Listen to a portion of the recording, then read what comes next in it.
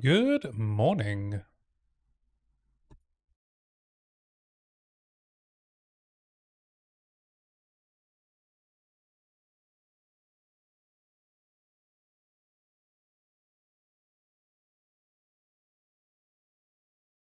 I did not realize that my test chats would come through earlier. So thanks to thanks to those that replied.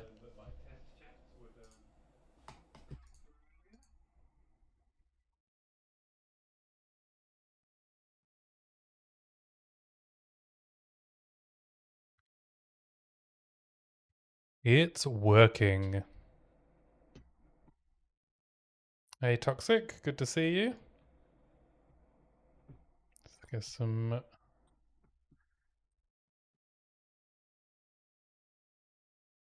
let me just test the caster labs, see if that's working.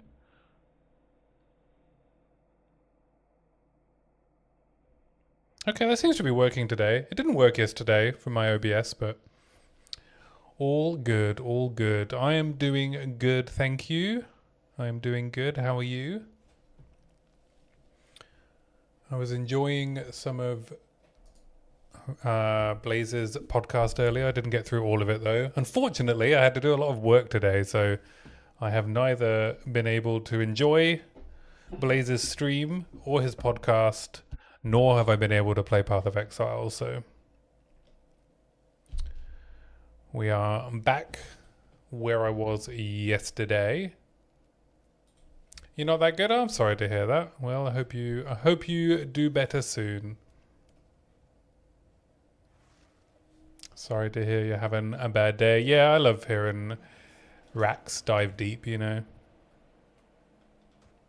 He is a great creator.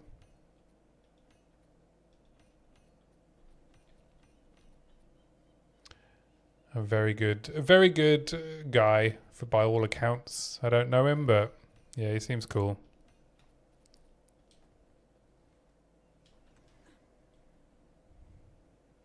You know, it's funny. While he was talking about, like early on in the podcast, he was talking about, his corpo background. Um, I guess there's a lot of similarities um, between us, right, in our background. Except I'm still a corpo, and he has left that behind. But he used his corpo skills to help his streaming, and my most popular videos so far have been the ones where I leaned into PowerPoint. So I thought that was quite funny. And we're the same age, so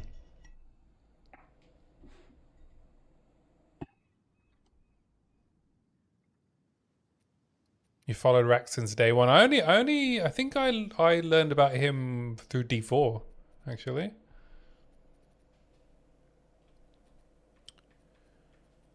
But yeah, very cool. So I'm 24. Yeah, exactly, exactly. All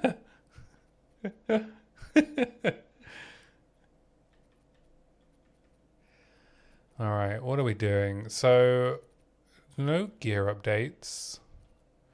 I think we're gonna run some tier 7 map. Oh, that's weird. So it's now connected to a different chat. Okay, I need to send another test.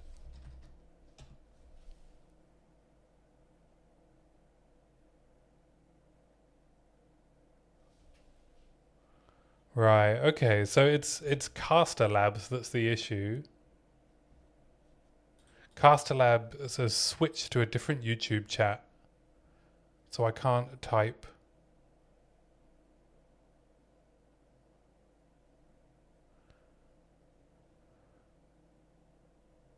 I'm running T7 and you're running my 10k Beera kills.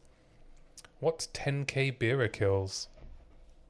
As in Beera's Anguish, the charm. Now, why has... let me just mess with the settings.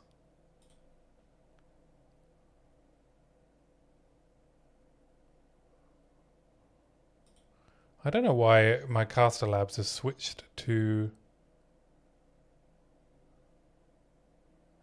Oh, from POE 1. Oh, no, the ice switch. Right, you're right. I'm sorry. For some reason, I was thinking of the Fire Fury. You're doing 10,000 Act 1 Beera kills. Well, that's a lot. That is a lot. You're going to double that. Well, good luck to you. Good luck to you. Alright, let's grab a tier 7 map and we'll do some more leveling up before I think about proper gear upgrades and stuff. I don't really want to run temp chains. Do I have any T6 maps? Yeah, that'll do. We'll take 100 hours. 100 hours of one thing. Oh, we have an Untainted Paradise here. Nice.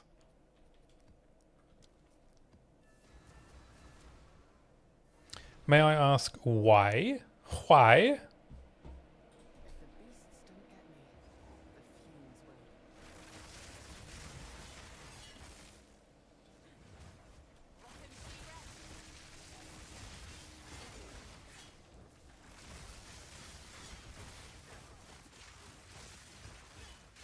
Are you testing her drops?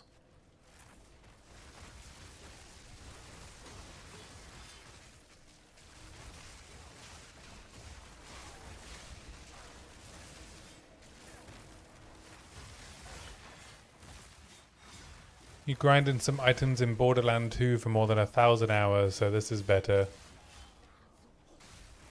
Well, yeah, well, by comparison, yeah, you know? In the same way as putting bread in the toaster is better than putting my fingers in there.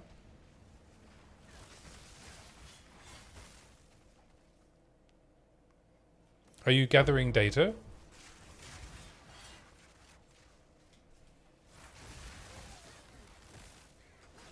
Oh, you're testing her drops, right. How many kills have you done? Are you collecting it all on a spreadsheet?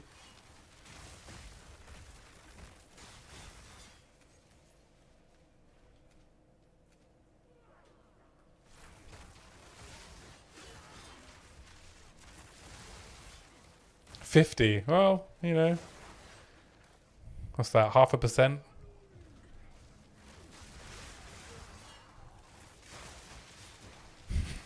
One unique. Wow. I hope it was a good one.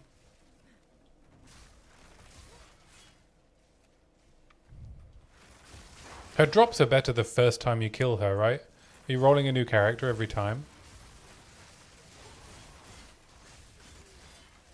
I think for real data, you're going to have to roll a new character every time. Do the beach 10,000 times.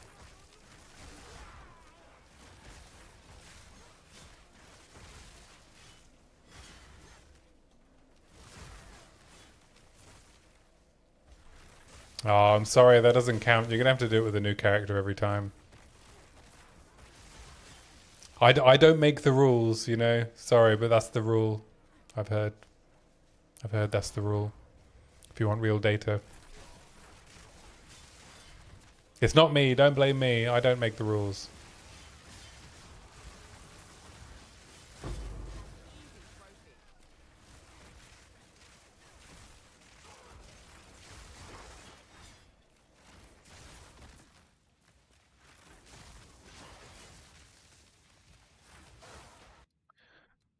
What am I doing leveling wise? I guess it's all these attack damage.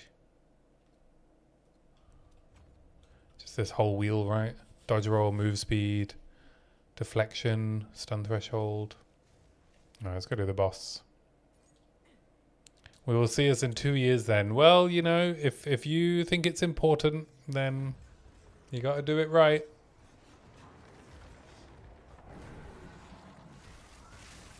Thank God I told you now, right? Imagine how silly you'd feel if you got to 10,000 and then realized you'd done it wrong.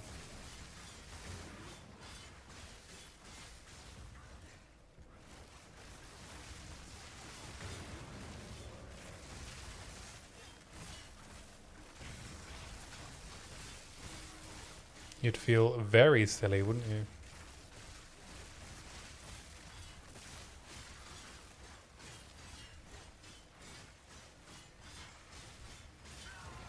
I gave you an idea.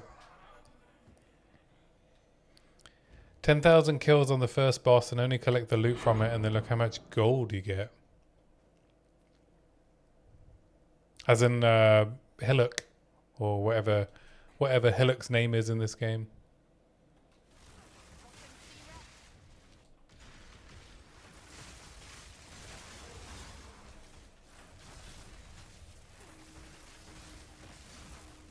Oh, fuck.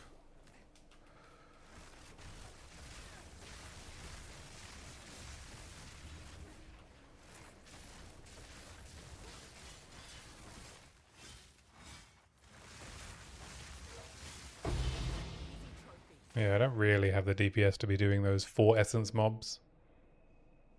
There you have to create a character every time. You do. You do.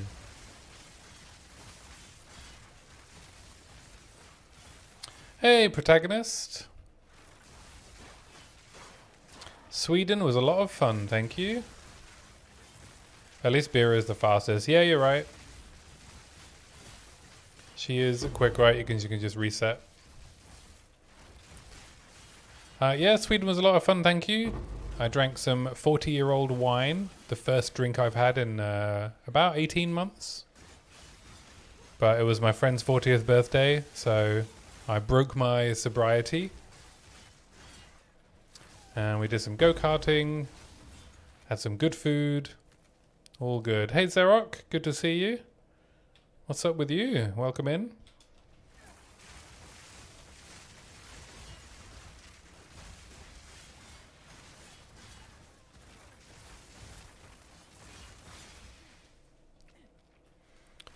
Just doing some leveling, testing out Mirage Archer. Or Mirage Deadeye, I should say.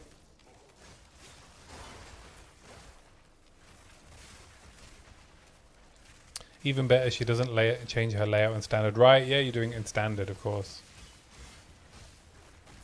So it's just the same layout in standard forever.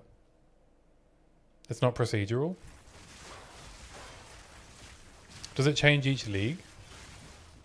Oops. Standing in the fire, reading chat. How you doing, protagonist? You doing all right?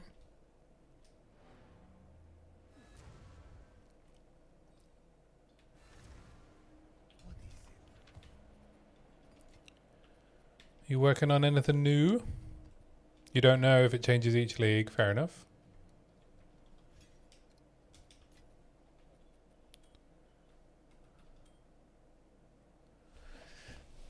Oh, you only started POE 2 in 0.4. Oh.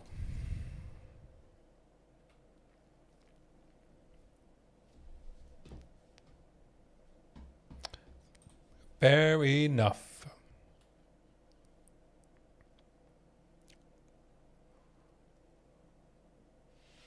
You're alright for the most part. Need to replace your PC. Uh-oh.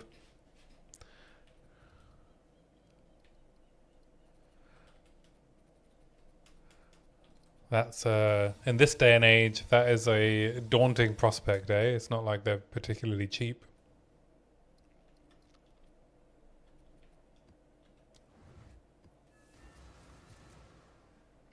Like for real, maybe close to 2 weeks since I'm playing POE 2. Oh, right. Is that why you're playing standard? Are you going to play 0.5 in the league then?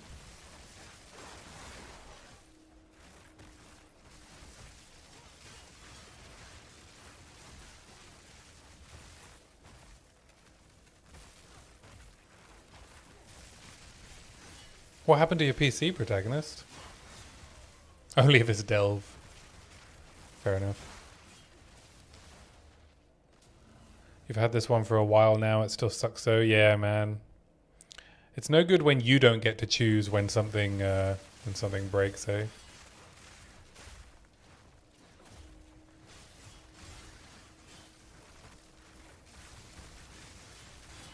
Or when you replace it, I should say, not when something breaks.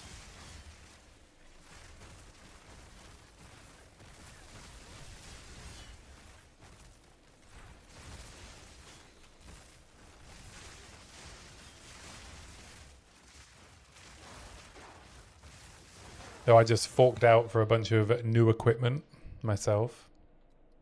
But that was my choice, you know.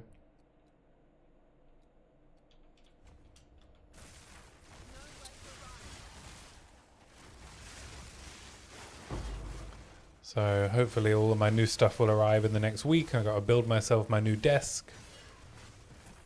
Got to... hopefully, I've ordered a Elgato prompter to help with the video essay stuff. So I'm hoping that I've also ordered the right desktop tripod. You've been having more USB issues lately, and now power ones as well, right? It's like just randomly power cycling and stuff. I think the motherboard's on the way out.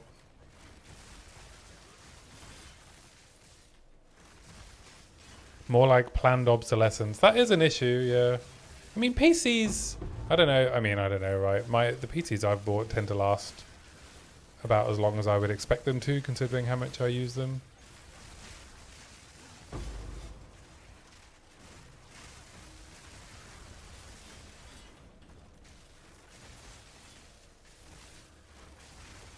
But I think the biggest headache, right, is needing to buy RAM at the moment.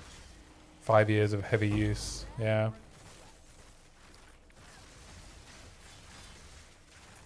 Yeah, I mean, I got like, was it last year I replaced my PC that had a 1080 Ti in it because it couldn't stream and play Path of Exile. A PC should last you for 5 years without touching anything. I agree, yeah, and I tend to get that out of a PC.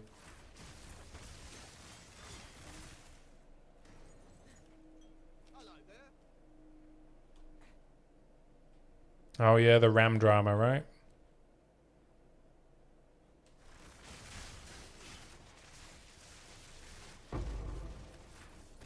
The 1080 Ti was an excellent, excellent card.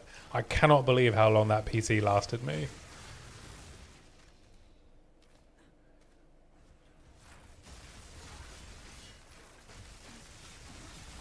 It was, I think, 6 years. 6 years that lasted me. And really it was only because I wanted to stream and play POE 2 at the same time. Pretty sure it could have just run POE 2 if I didn't want to stream it. Yeah, the 1080 Ti is the GOAT. What a card, right? You had the biggest Asus ROG one. I've still got mine. I don't know where I put it. I think it's in my bedroom. I think my like empty. I can't bring myself. I mean, I know I could sell the card, right?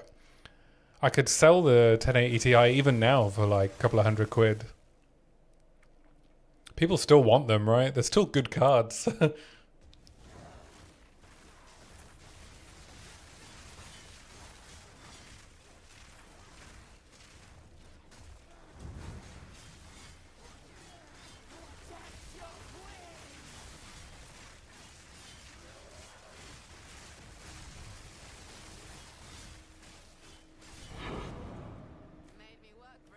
They are still good cards. I cannot be bothered to do Expedition. Was too good for Nvidia's sake. They outdid their, yeah. It's like the Nokia brick, yeah. Well, it's like the OG iPod as well, right? People still want the OG iPod.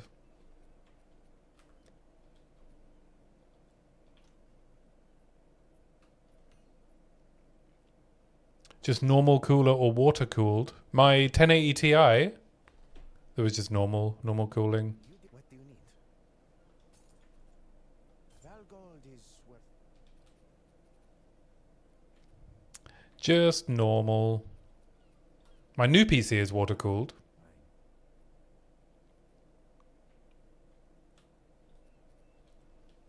Alright, what level am I? 68. Can I switch to running white T15s now? Not quite, not quite. When is it? 71, right? 70. 2 more levels. But I can run T10.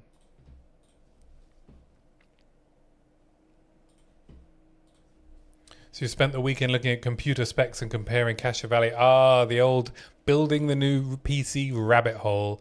Man, I lost so much time today looking at fucking tripods for this stupid prompter because it's so heavy and my desk is against the wall, so I can't use a full floor standing tripod. And I was just, oh man, I was so sick of looking at tripods by the time I ordered. In the end, I was just like, I'm just going to order something. And like, if it's the wrong thing, then I can send it back. Right. But like, you know, it took me less time to find a new L-shaped standing desk. Like it took me like an hour to figure out which desk I needed, right? Because the length and depth of it is like quite specific. So I was like, okay, this is a good price point. I'll buy this one. There may be some delivery issues, like the reviews say, oh, maybe you'll have to get customer service, but the customer service is fine. It just might delay the desk. I'm liking this random build that I got. The Glacial Lance is a nice skill, maybe better on a Deadeye than a Pathfinder, but yeah, it's nice. Yeah, but I mean, everything feels pretty good on a Pathfinder, right? But I'm glad you're enjoying it. I'm glad the random build worked out. That's awesome. There's a lot to be said for like the Pathfinder sprint stuff, and hey, and at the end of the day, you could always go like Plague Fingers and make it a poison build.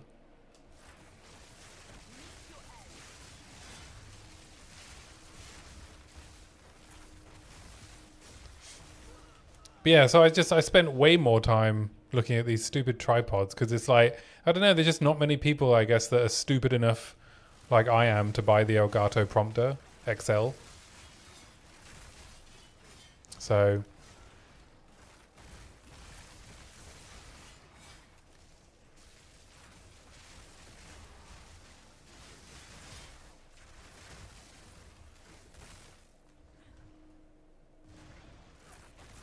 how am I liking MA? What's MA? Oh, Mirage. Mirage Deadeye, you mean? Yeah, it seems alright.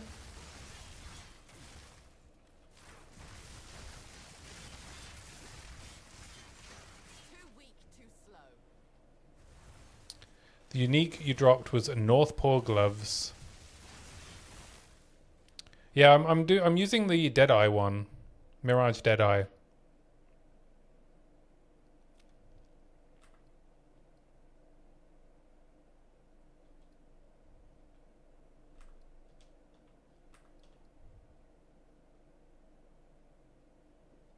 I don't like this clause, right? That sported skills cannot consume charges. Would probably make the lightning spear a bit better. But yeah, we'll see once I actually start scaling up the build. Can it stack with MA? I don't see why it wouldn't be able to. Because it's a different skill, right?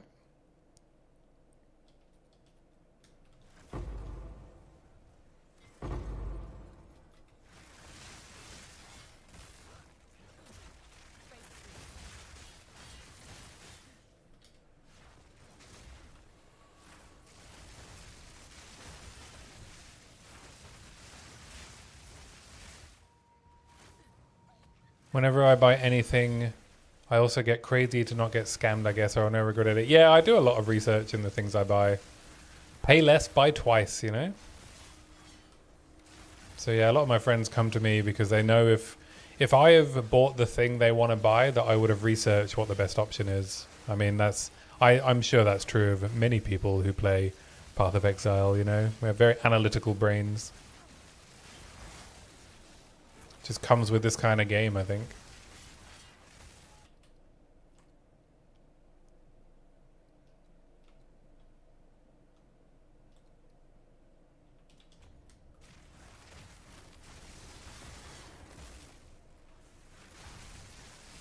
No, the Deadeye one procs... Oh, I just managed to somehow trip over. Whoops. The Deadeye one procs on projectile.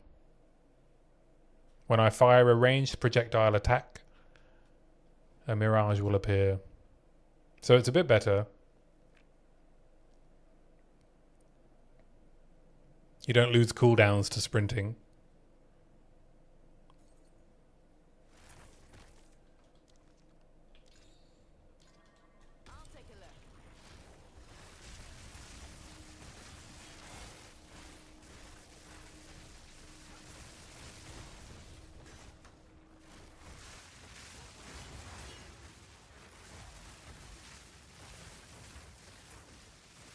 You think MA should have its own activation button? Yeah, I don't really like that it's on sprint either.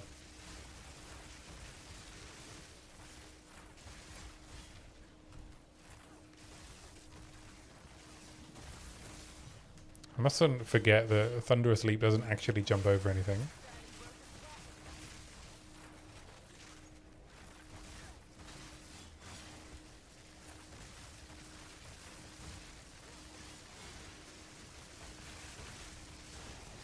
Alright, in T10 rare map, this build is showing there's a little bit of its weaknesses. But that's fine, I haven't really updated my gear yet. And this is an extra chaos damage map.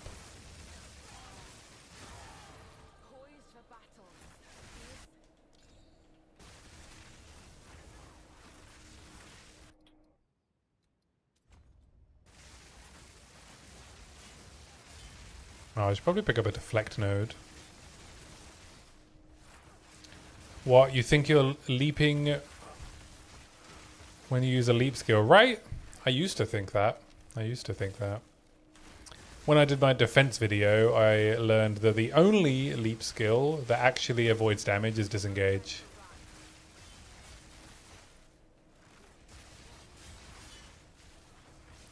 Disengage works the same as dodge roll.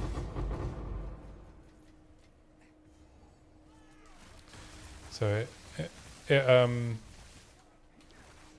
avoids damage in the first portion of the movement. Have I had any more good feedback? It's slowed down a lot. I think the best feedback I had was that it sounds like it's boring and it sounds like I'm reading from a ChatGPT script. I enjoyed that.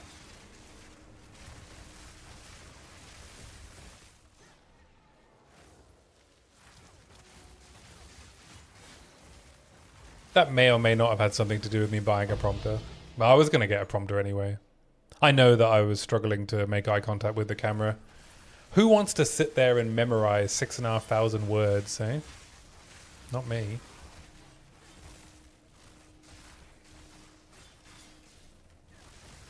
So I'm just gonna pay for a solution, right? Which is to use a prompter.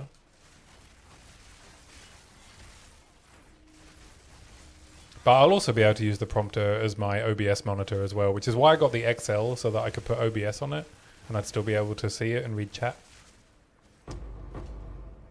So I'm looking forward to playing with the new toy. And then I'll just free up a lot more desk real estate as well by getting the L-shaped desk so that I can move my work laptop to the L.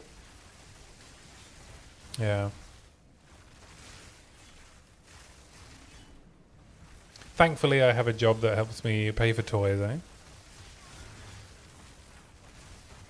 But yeah, otherwise, feedback-wise, yeah, I mean, most of there were some good ideas. I think I'm gonna have to go through the comments on each of the feedback videos and see if any stand out to maybe incorporate into a final video. I'll probably reply to the messages that I want to incorporate and just double check that they're okay with me, using what they put in the comments and quoting them. I don't want people to get annoyed that I'm using their ideas or something without permission. But yeah, maybe I'll do something like that. We'll see. We'll see if we get there, right? If we get the other videos out before hype season is truly upon us and before 0.5 comes out, because I'm struggling a bit with time management at the moment. I guess being away for the weekend didn't help, and I didn't get as much work done on the script as I would have liked. Alright, I am going to grab a deflect node because I have no deflect rating. Alright, how are we doing on deflect then? 14%. That'll go up. Yeah, one benefit of me being off camera is I don't need to maintain eye contact with the camera, so I just read the monitor. Yeah. Yeah, I considered like keeping myself off camera once I'd done the recording, but I don't know. It only annoyed some people. But I'm sure I'll get better engagement if I maintain better eye contact, you know, which helps the video reach more places, right? But the retention was pretty good. I was getting 30, 33, 34% retention. And over the lifetime of the video, the retention went up. So I think 33% for a 35-minute video is pretty happy with that. It's my best retention by far. So if I can improve that, then that would be good. It's still pretty tough trying to slow down and enunciate.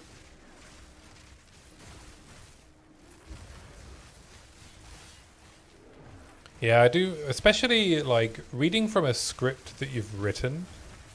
I find as well, right? Because and I'm sure this will get better over time, but I don't necessarily write like I speak.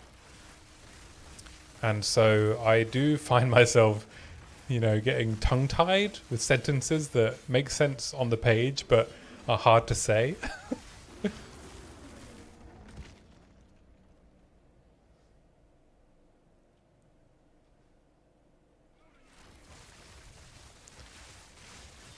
And I think there was one sentence, I had to record it like, I don't know, 6 times because I couldn't say it. I just couldn't say it. And in the end, I rewrote the whole sentence. It just wasn't flowing out.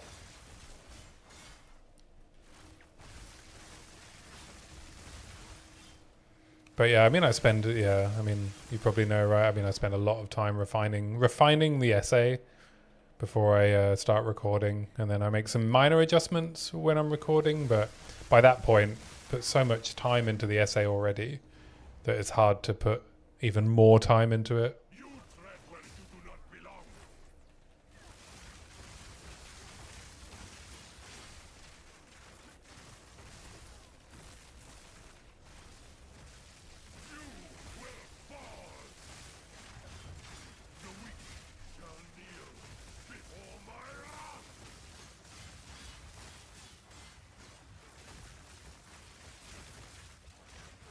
Yeah, I mean, really, it's not about not knowing what would make it better. It's about energy, right? And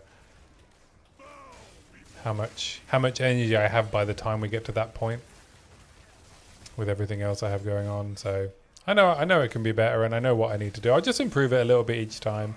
Same with the editing, right?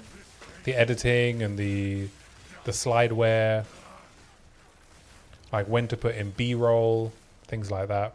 I've got a bunch of ideas for the next one, and thankfully it should be a bit shorter. I got a bit done of the script for the crossbow video done today. I have a couple of thousand words written for it.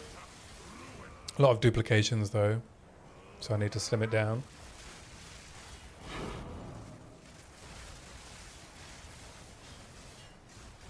I ended up, for the crossbow feedback, thinking about it, like the possible solutions to the reload, the problems with reload. And I think there's 2. I think one solution is still having like more of an active reload mechanic. And the other solution is to move to a cooldown system. And just have it like start cooling down when you fire the first bolt, something like that, right? So you're not so punished so heavily for movement and things like that.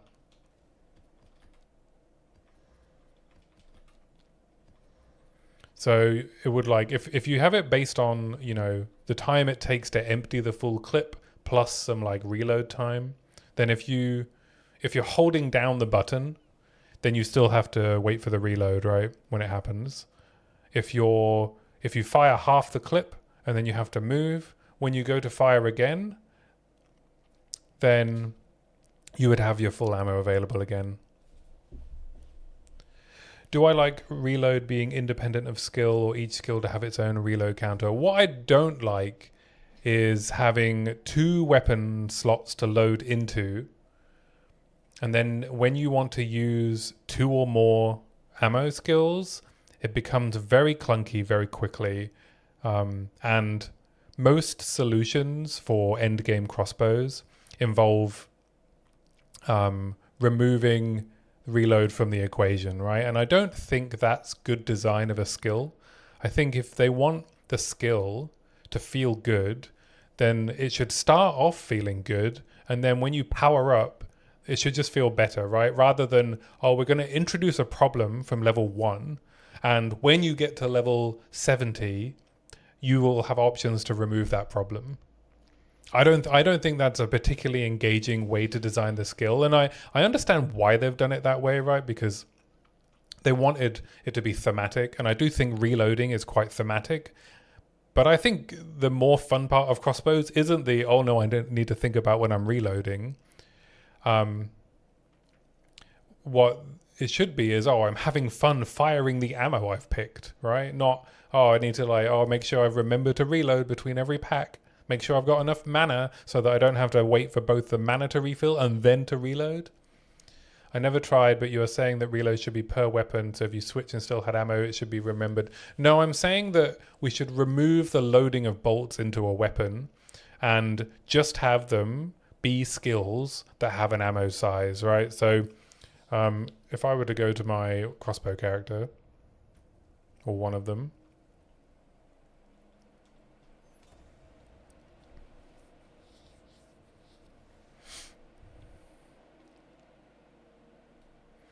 so you can see at the bottom here, right?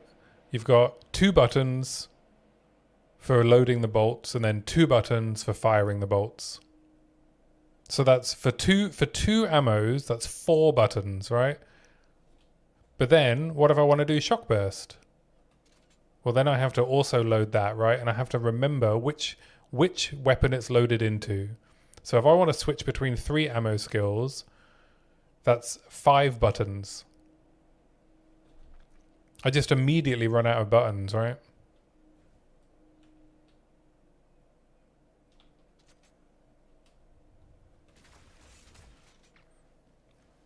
Have them be more like nades. Yeah, exactly. I think, yeah, they should be more like nades. That's a good way of putting it, protagonist.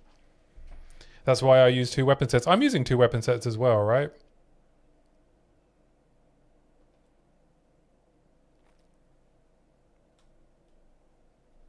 It's a lot of buttons. So when I'm doing like an armor break build, I have 4 ammo skills normally.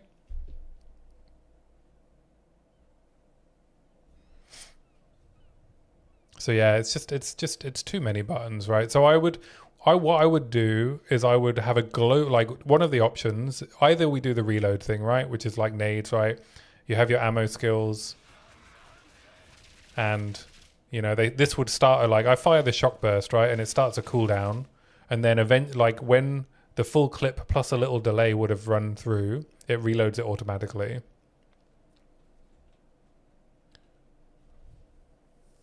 Whereas the other option, right, is to have a global reload. So you have your ammo skills, and so you know, this R1, right, would just be shock burst, right, and it would always be shock burst. You don't need to load it into a weapon. You can have it firing from a certain weapon, but you don't need to load it. And then you just have a single global reload. Now this either gets triggered when you empty a clip, and it reloads all of your ammos. Whatever ammos you have equipped, it reloads, or you can press it to reload.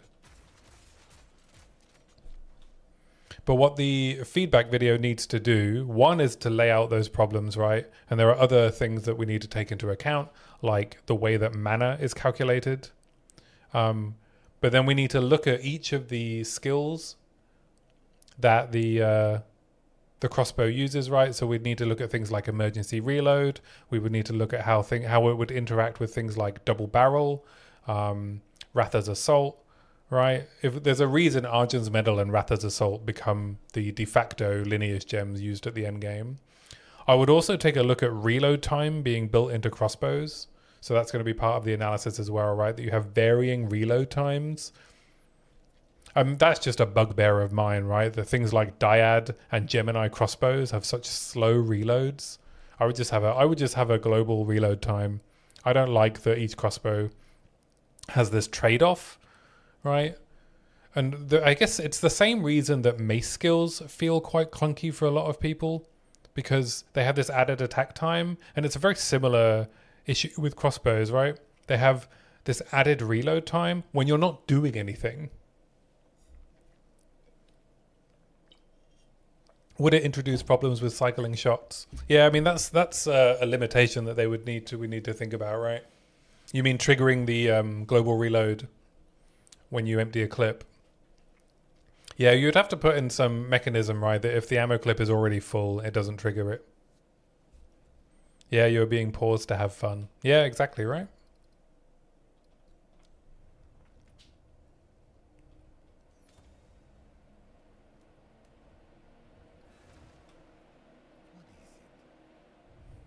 So yeah, I mean that's the kind of thing where I need to when I make the video, and this is why it's quite a challenging script to write. So it's a really singular and simple problem. So it will be a shorter video, but I think if I'm going to provide possible solutions, the number of variables we need to take into account of like how this will behave in certain situations, like protagonist says, right? What happens when you run out of a clip, but you want to fire the next ammo? If you've triggered a global reload, then are you going to prevent that from firing until the reload is done, or are you going to exempt it from the reload cycle?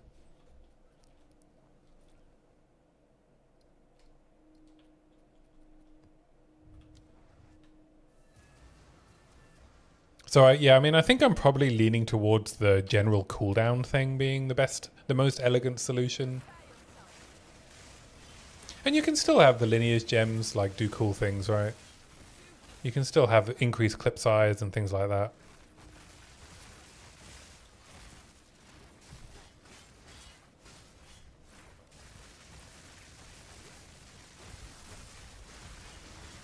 Oh, fuck. Alright, don't stand in the... Oh, was that... I think it was the Devourers that killed me.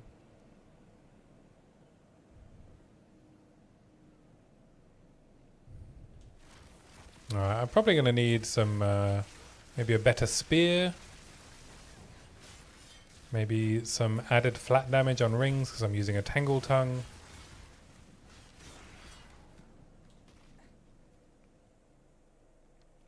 Probably need to look at getting some proper defensive gear as well, some evasion gear.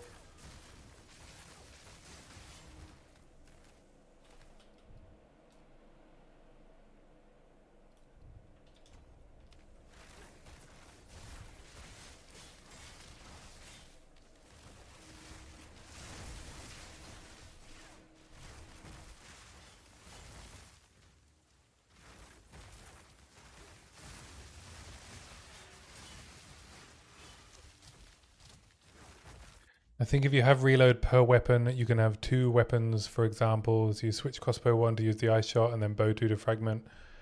And then while you are shooting the second bow, the first one reload, being ready to use next time. But that's kind of how it works at the moment, except you don't have the automatic reload.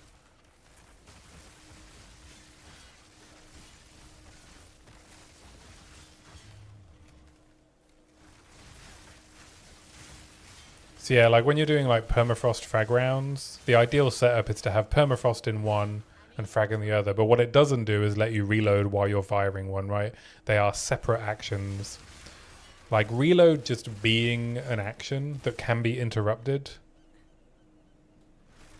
Could be better, could be worse. I think it would end up being better. Because I think you would run into less situations where you can't shoot your weapon, right? Because you're waiting for like the double reload thing. And I think it would also help because they still need to iron out some of the bugs with it. And I think maybe a cooldown solution would make it easier to deal with some of those edge cases that are causing the bugs right now. You know the pain with permafrag, right? Especially early game. When you're in the end game, right, and you have so much attack speed, you have a good weapon that has attack speed on it.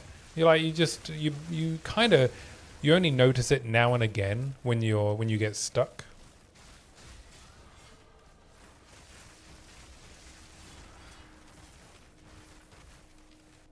Right, I've had situations where like I get stuck not being able to shoot.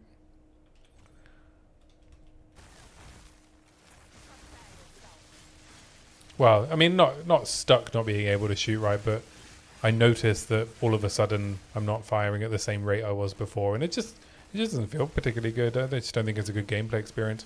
I don't think it's not going to stop me playing crossbows, right? I'm still going to league start crossbows even if they don't fix it. I still love crossbows. I still think they're the most fun weapon.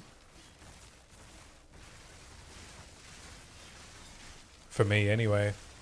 But I think they could be better. I think they could be better.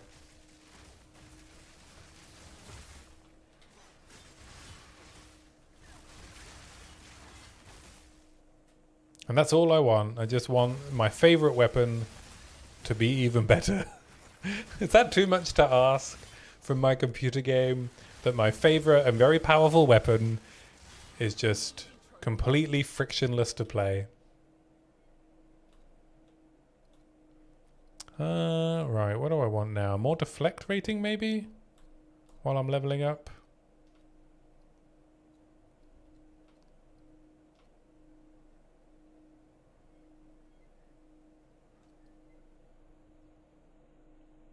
Also a big problem, no talisman swap for movement speed. Oh, for leveling, right, because you need both weapons, yeah?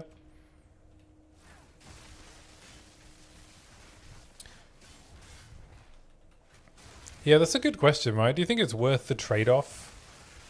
Like, let's say you're leveling permafrost frag rounds. Do you think it would be worth the trade-off to have to switch? To switch up ammos. Oh, I'm gonna die. I'm definitely gonna die. Okay, I didn't die. Yeah, do you think it's worth a trade-off to have to switch between ammos to get access to like pounce, ferocious roar, stuff like that? I do think crossbows are in a pretty good spot and are slept on due to jank. Possibly, right? I don't know what the general sentiment is. I guess hopefully we'll find out when I post the video, right? If a bunch of people are like, oh yeah, I would play crossbows if it wasn't for the annoying ammo mechanic. Or I would play crossbow ammo skills instead of just grenades if it wasn't for the annoying loading mechanic. Maybe there'll be a ton of people who agree, right? And maybe everyone will tell me I'm wrong. As long as they comment, I don't care.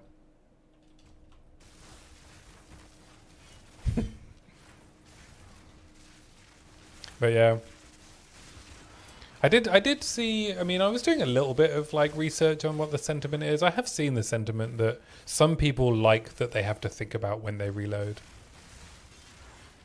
But I don't think it's many people.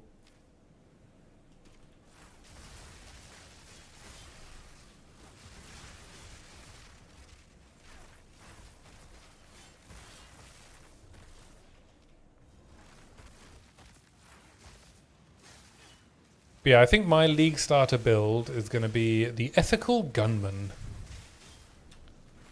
I'm going to try and do some League start guide with HVR as the main boss killing skill.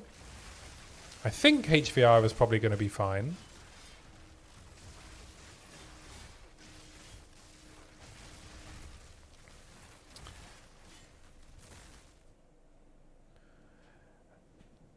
Add reload to the archer's quiver and we are done. Yeah. And then there'll be people, oh man, just play grenades. Yeah, probably right.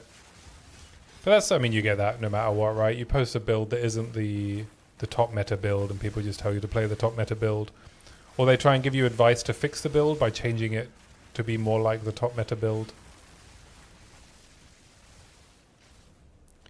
I don't know, I think people might write them off because they don't feel good fresh off the beach and it's pretty easy to get swarmed if you aren't positioning properly. Right, yeah, you have to know what you're getting yourself into if you want to level as ammo skills.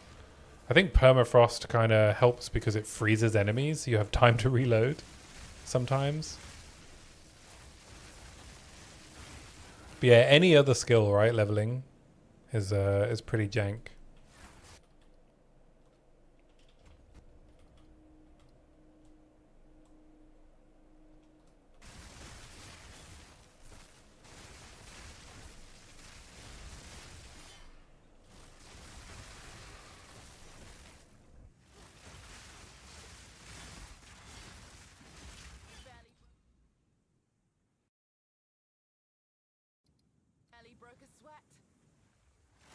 Yeah, but we'll see. I'm hoping I can get the video done this week. I should be able to. Probably have to release it at the weekend if I can get all the... I need to get all the drawings done as well. And I was going to use... there's like a web tool that lets you create like fake POE items and skills and stuff.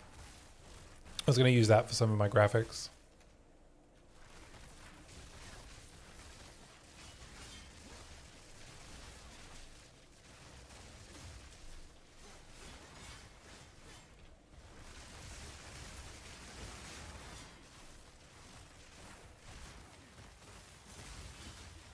By the way, I will get out of my comfort zone and follow a build guide to see how good it is against my own created character.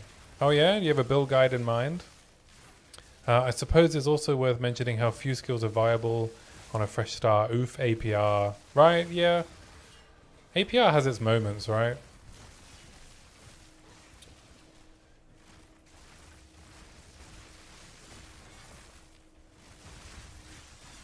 But yeah, if you don't get lucky with a weapon, APR is rough. But maybe that's true of many skills that are bad.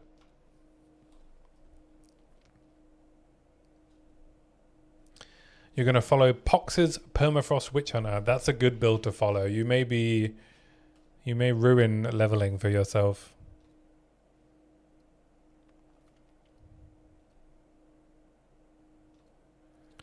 What do I want? What do I want? I guess I can get the attack speed.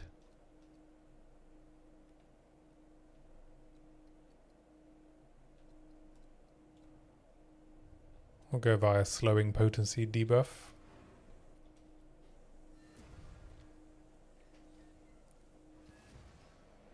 Never followed a build guide even after 3,000 hours in POE 1. That's cool, man. It's the only character I reached endgame, so... Yeah, Permafrost is great.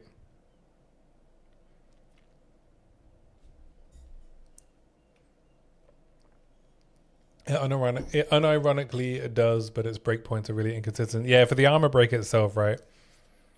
Some enemies, as you get deeper into the campaign, have like way more armor. My best friend got me into POE 1 some years back, was always doing Cyclone builds. I love that. Then he showed me Pox. Oh, the Righteous Fire.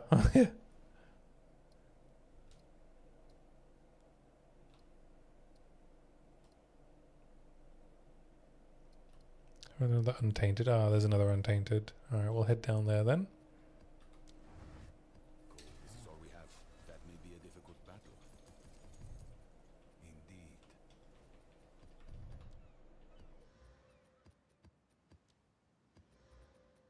Keep doing our white T15s.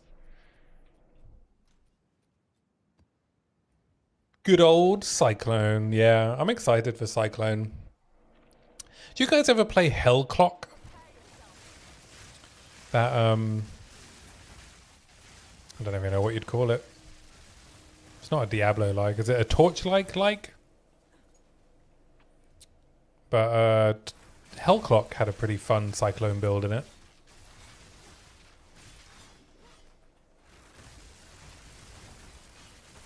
When we get Cyclone in PoE 2, there will be so many Cyclone cock builds. You spin me right round, baby, right round, like a record, baby, round, round, round, round. You've never heard of Hell Clock? It's it still needs a lot of work, right? They're a bit cheeky. So Hell Clock is an ARPG. I don't know if it's the first game from the label that like a bunch of streamers co-own, including like Co-Carnage. But I would say that it released making out... Oh, I'm frozen again? Thanks. like it was a completed game, and I would have really called it early access. So I don't think it released in a particularly great state, and I think it needed a lot of work.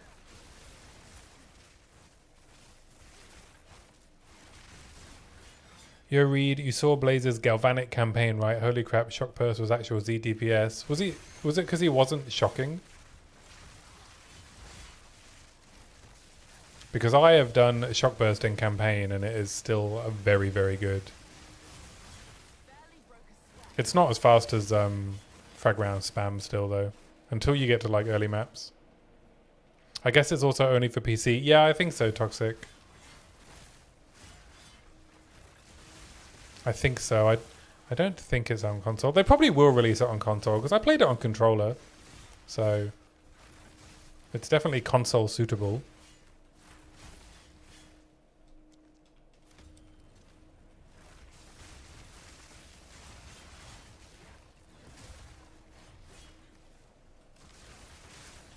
What are my resistances? I only have 52% cold res. That probably has something to do with the fact that I'm getting frozen.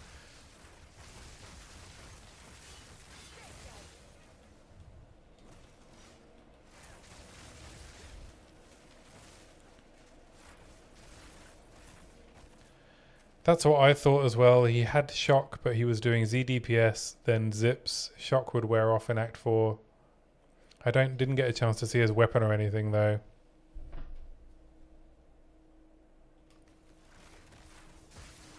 Good call with ARPG. I should play D2R again. Yeah, D2 is a good game. Especially if you got that nostalgia.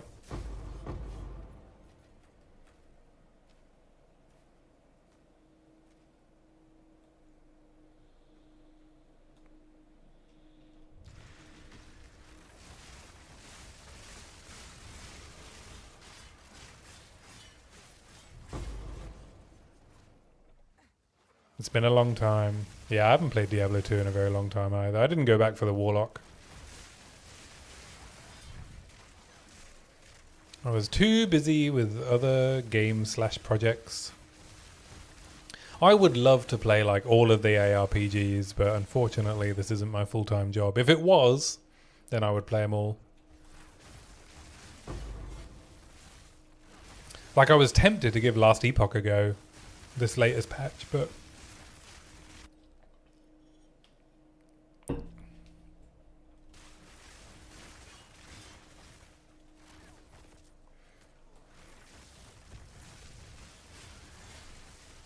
me neither, and I don't want to pay for it. Fair enough. I feel each class needs a few skills to balance them out. Is that in Last Epoch? You should give Ellie a go. Yeah, I probably will at some point. If I can find the right kind of rhythm to fit it into. It would be cool to try like Last Epoch SSF or something. For a season. Maybe they'll do like a bundle when the... is it the expansion is going to come out for free, but then they'll do... that you have to pay for the classes? Oh, the skills thing. Yeah, I think we need loads more skills. Toxic was saying that yesterday as well, right? It'd be great if we had some more like fire bow skills or and stuff like that. Just more skills. I'm hoping they're going to come. I'm hoping they are.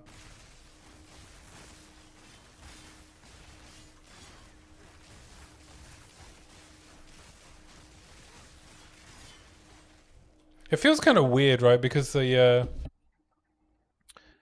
skill window, like, it feels like they'd struggle to fit more skills on there. So, but I guess they'd have to rework the UI, right?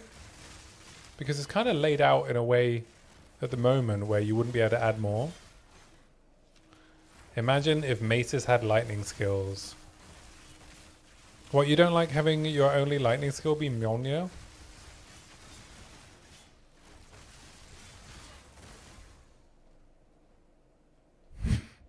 You don't want to just farm Mjolnir? Pay for a character is so meh. I really hate it. I mean, that was a good point that Blaze brought up, right, in his podcast with Rax for the bit I've seen, where it like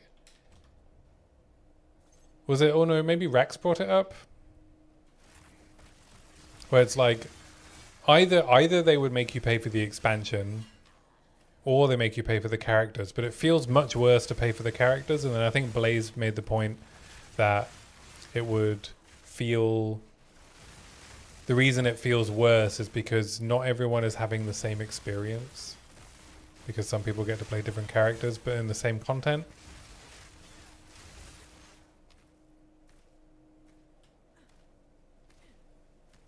So yeah, I think they've probably done it the wrong way around, right? They should have just charged for the expansion.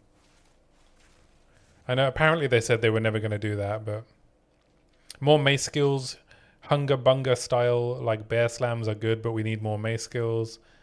And maybe staves could get fire skills. Yeah, just more options, right? I think they'll come, right? They'll come. They will add them. They've got so many skills to like build from. I don't think they're gonna like limit themselves, right? But I guess they just want to get all of the different weapon classes out.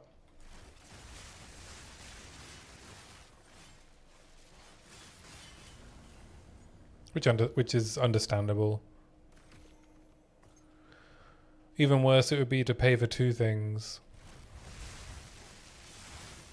I mean, or if they did like, you know, you pay for new content, like expansion content, but then the characters are free, right? That would feel less worse, wouldn't it? Because then everyone would get to try out the new classes, but if you wanted to do the new classes in the new areas, then you would pay. I don't know. I mean, but by all accounts, right, the company's not profitable. So there's not a lot they can really do. Apart from break their promise. It sucks, but, you know, companies got to make money.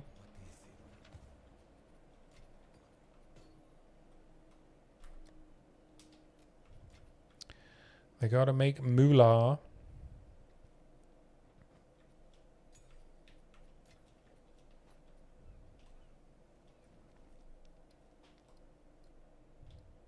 Oh, I didn't do the boss. Whoops.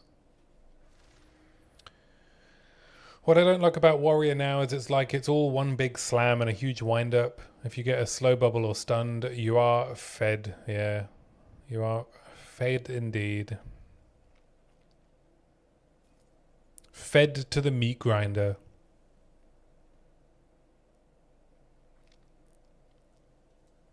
Or paid character skips looking at you. Wow, yeah.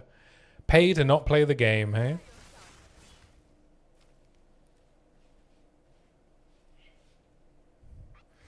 I had a friend who used like leveling bots in WoW. I never understood it. It's like, if you don't want to play the game, why are you playing it? Why do you want to do the other bit? He's like, oh, I just want to raid, man. I don't know. I've always enjoyed the leveling process in any kind of RPG. You know, don't we play this game to see numbers go up? And to me, leveling is numbers go up, right?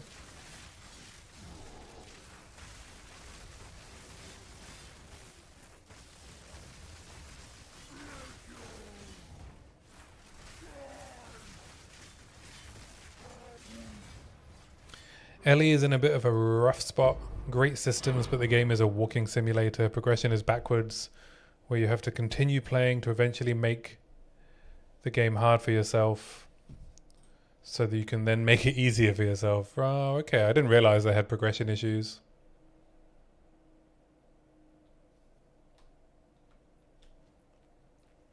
You want to miss out one of the best parts and pay us that you can miss the beautiful part of the game, right? Some people just want the result. But the journey is part of it, right?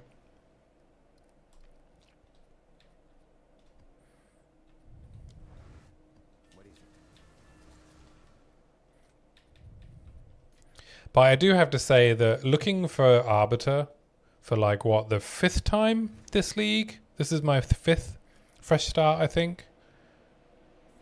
Looking for Arbiter for the 5th time, I finally was like, okay, I'm a bit bored of this. I'm a bit bored of this loop of like trudging across the Atlas looking for citadels to get the first Arbiter kill. But I think it's just because I've done it so many times, and I just wanted to. At that point, I would have paid for a. I would have paid for an arrow, or maybe a couple of grand projects to get me to Arbiter quicker. I didn't, but I would have. If someone happened to be passing by my office, you know, in my house, knocked on my office door and was like, "Hello, sir. Would you like to buy some grand projects?" I think I would have taken him up on it.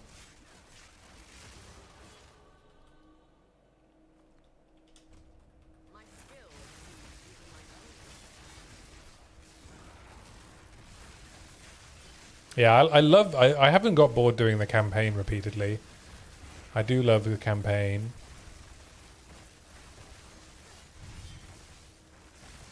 It's so much fun. Sometimes I try and do it as fast as I can. And sometimes I just enjoy it, right? I just enjoy doing the various league mechanics. Ooh, perfect jeweler's orb. Mine.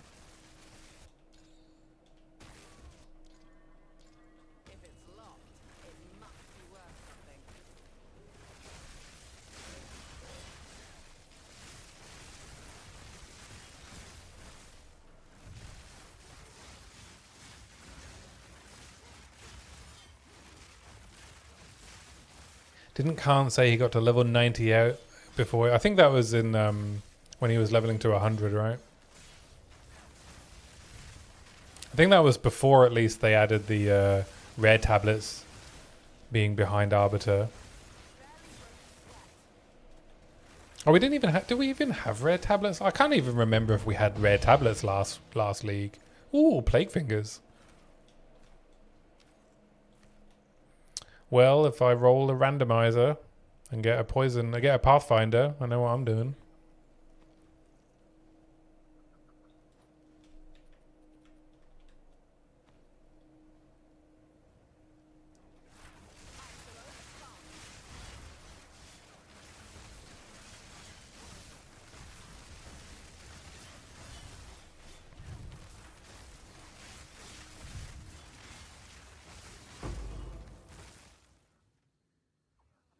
Oh wait, Elon is calling me now. Yeah, to level his characters for him.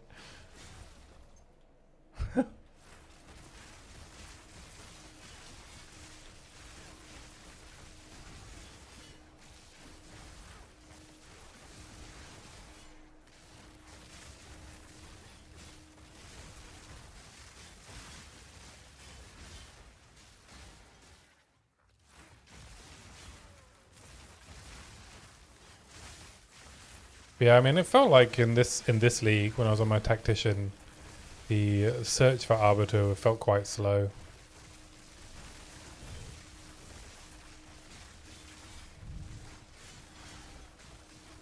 I mean, I was doing temples and stuff in between all my leveling, but still felt slow.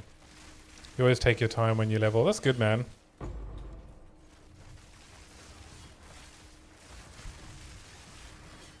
I find it fun to do both take my time and to see how fast I can get the campaign done. Especially on a second character.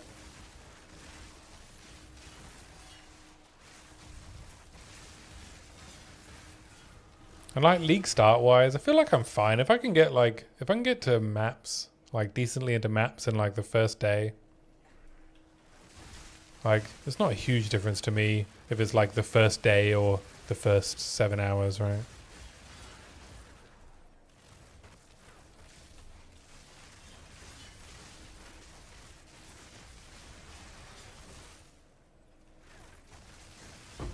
You hate speedrunning, it ruins it for you.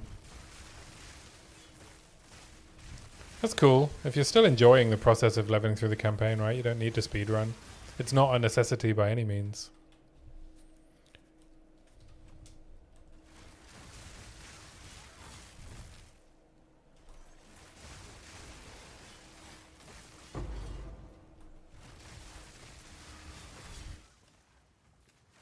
People give Elon a lot of hate, but they don't understand. If he just had a higher weapon, he would have cleared those maps fast. So fast. Plus, even if he'd remembered where his mana flask was, right?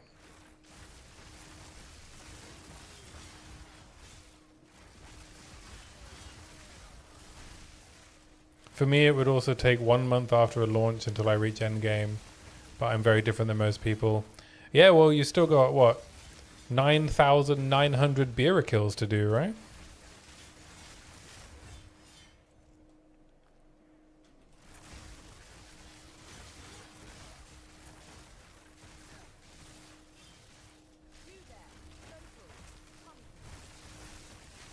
Of course it's going to take you a month to reach the end game. You have to kill every boss 10,000 times.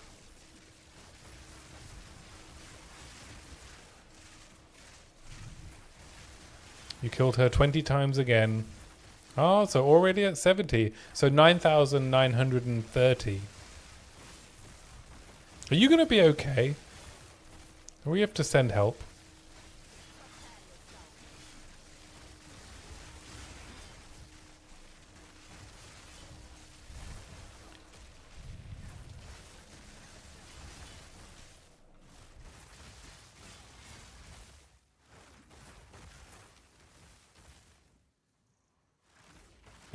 Killing every boss 10,000 times, and after that you're allowed to play maps. Yep, that's the deal.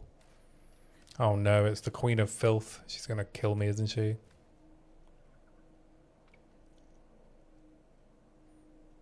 Then you would love endgame even if it's really bad, yeah? Well, it would be new, wouldn't it? But little do you know, when you get there, it's the same bosses in every map. You probably have PTSD. Are you going to get out of your bath? Excuse me? Thank you.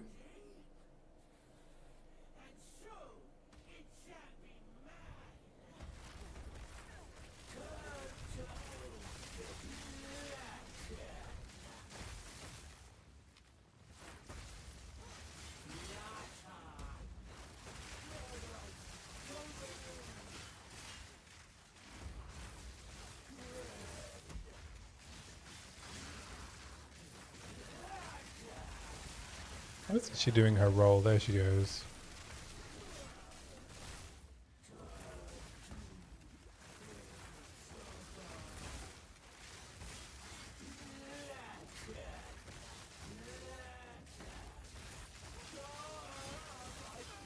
Boom.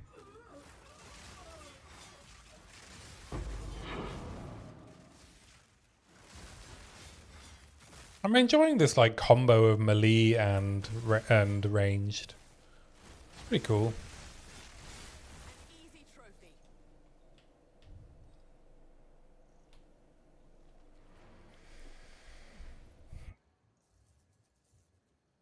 You know one thing, I started my challenge in 0.4 and I reached maps in 1.5. Yeah, exactly right. It's been 15 years since I started playing this game and I am finally in maps. You know one thing I've not heard anyone bring up at all? If Tota is in Act 4, will the average level of getting the third ascendancy be reduced? Makes me wonder if that's part of why Tota and the endgame rework were delayed. Possibly, right? But I guess Tota, it doesn't necessarily have to give you your ascendancy in Act 4, right? It can give you... you could be sent back there as part of like Act 6 or something, right?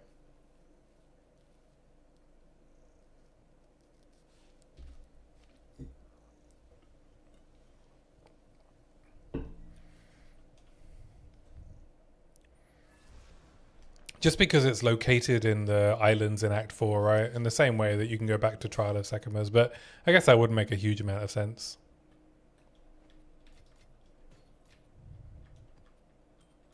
So yeah, maybe there'll be a callback to Tota in like Act 5 or 6.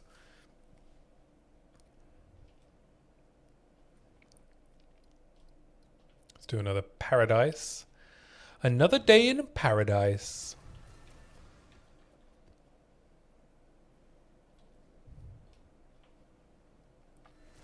Boom, boom, ba-dum, ba-dum, boom, boom, boom, boom, ba-dum, ba-dum, boom, boom.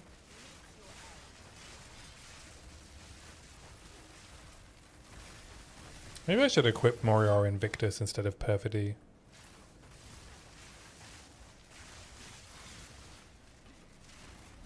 Kitava kills us again. Yeah.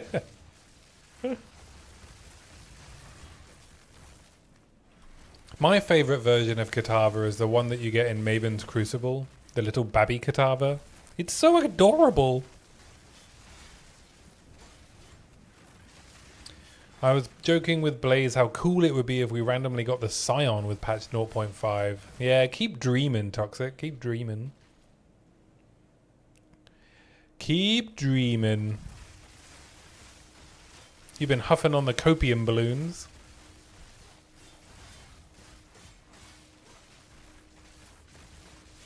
I don't think I think they've been pretty open about not getting Scion, right? Not giving us Scion in PoE 2. I don't think they like it as a class. That's why we got the Pathfinder Ascendancy, right? We've got Scion at home with the Pathfinder.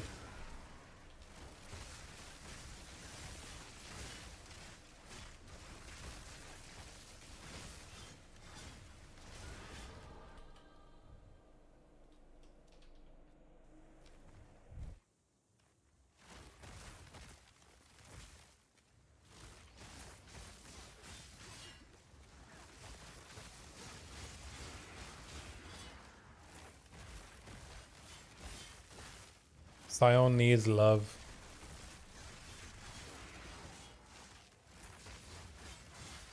Yeah, I remember when they released Scion on PoE 1. It sounded so cool. I don't think it ever really felt as cool as it sounded though. Like, what was the meta Scion build? It was Spectral Throw, right? It was like the OG good Scion build. I do think the passive tree could use a middle bridge or gateways like the Atlas passive tree though, for real. Yeah, that'd be cool.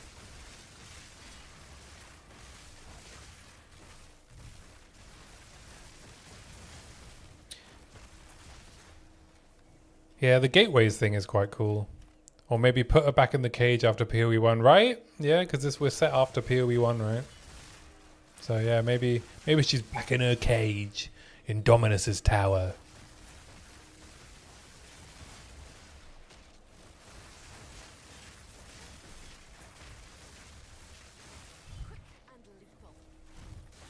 Maybe we rescue her and she just fucks off. She's like, thanks, bye.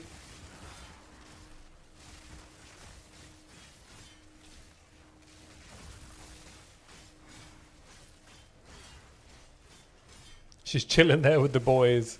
Well, just like playing poker with all of the enemies. She's like, I decided I'm done with being a murder hobo. I'm just gonna chill with my homies. And then she's a boss. Imagine if she's a boss. And each time you fight her, she could be playing any build. That'd be quite cool. And somehow Piety came back. I miss Piety. I think Piety's brilliant.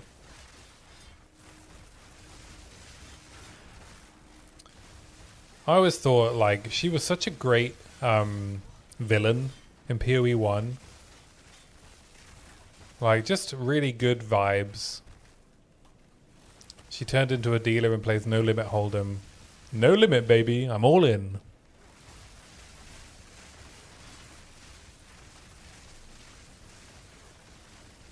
I'm an all-in glass cannon build. Hit me. That's Blackjack. I know that's Blackjack. I just wanted to say it.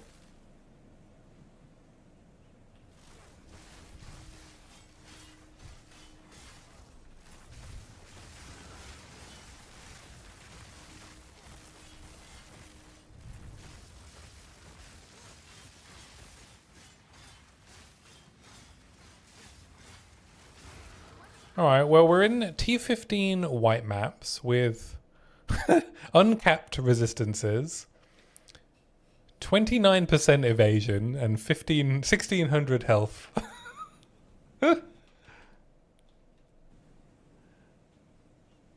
And people say there's defenses have a problem in this game.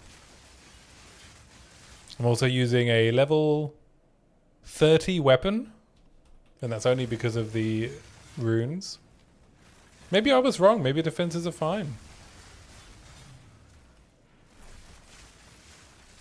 Do I like to play poker? I haven't played poker in a while, but I played a lot of poker. I played an enormous amount of poker. When I was, I was gonna say finishing uni, but I will say when I was in my last year while at uni, and I realized I didn't want to continue my degree, I started playing online poker.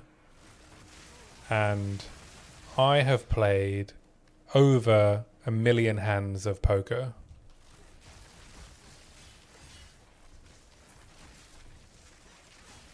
Delete the video now. I know I was wrong, guys. Look, you can do anything. This game is so easy. You can just be low health, low evasion, low damage, and it's fine. Just don't put any mods on the maps. Y'all don't want to just play white maps? But yeah, I played a lot of poker. I was playing, I think I was playing well 6 tables at a time, and I was playing poorly 10 tables at a time. But I did try play 10 tables at a time for a while, but it was too many. I couldn't make good decisions. And when I say I was playing well, I didn't lose money in the long run. I made a small amount of money, but I'm, you know,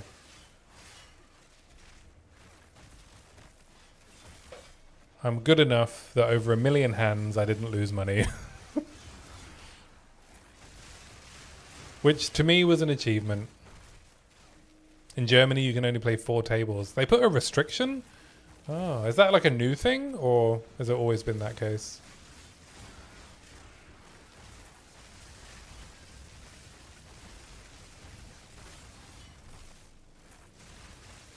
But I mean, the game has changed a lot even since then. This was what, like 10 years ago? Maybe a bit more than 10 years ago. And I know I follow like the game still a little bit when it pops up, you know, on my feed.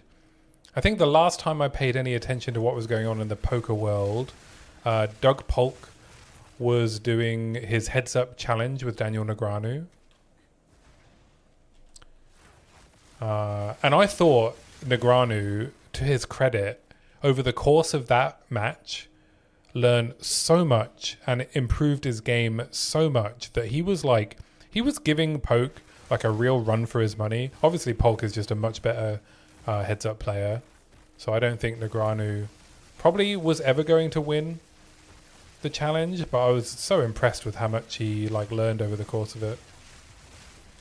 But yeah, I mean, like with the way the game theory evolved in poker, it's just a different game, right? I don't think I would be good at poker anymore if I played. I don't think the fundamentals that I learned, like however long ago it was, 12 years ago, longer, 14 years ago, I don't think they'd hold up today. I think the game has evolved past my ability. In general, right? I think I'd be fine in a live poker game, but yeah, game theory optimization took over, right? And you love GTO. Well, that's good. I'm glad. Yeah, it's a lot to learn though, right? It's a lot harder to learn than good fucking fundamentals. All right, should I equip? Maybe I should equip a Moriar Invictus instead of this Perfidy.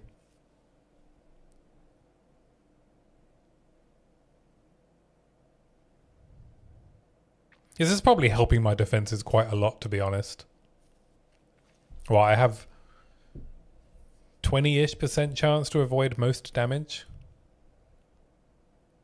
And I get intimidation for reduced damage dealt. This perfidy is carrying me a little bit, I feel.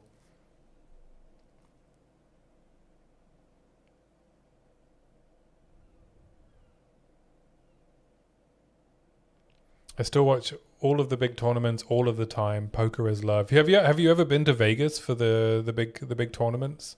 I never got to do that. That was one thing I regret not doing when I was at like the peak of my ability. I would have loved to go to one of the big tournaments. I played some like casino tournaments, and like tons of online tournaments, but never one of the really big buy-in tournaments in Vegas for the World Series. That would have been a lot of fun. I wouldn't do it now though. That would just be burning money.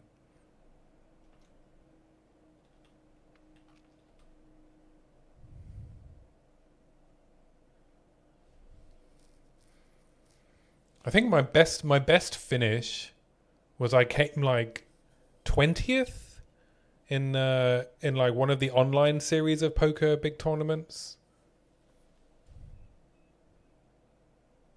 I didn't make it to the final table, unfortunately, but it was like I don't know how big the field was. 10,000 people and I came like 20th. That was my best result.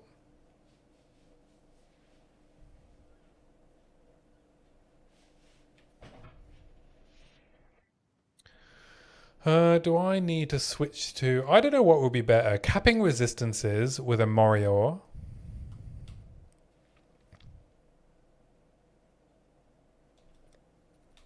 Or keeping perfidy on. I guess I could try it, right? It would also give me a bit more health. This is a pretty decent Morior, right? We got Spirit, all Ellie and Chaos Res. If you want to play poker in Germany, then you're horribly fucked. That's unfortunate. Yeah, Germany has a lot of strict laws, eh? Can't even record Teams calls.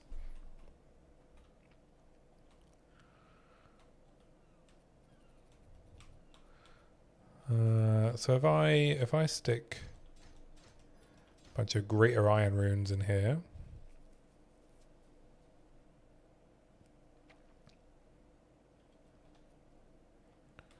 And stick this Morior on. We are res capped. We get a little bit of ES.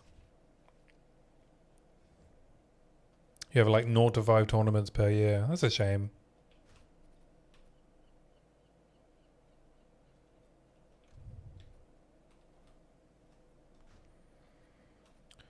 What else do we have? What else? We got some evasion gloves here. We could swap out Night Scale. It'd be interesting to see how bad my mana is if I do that.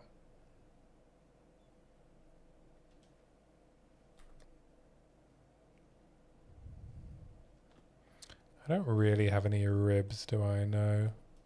I mean, these aren't so good that I shouldn't just hit them with a double Greater Exalt.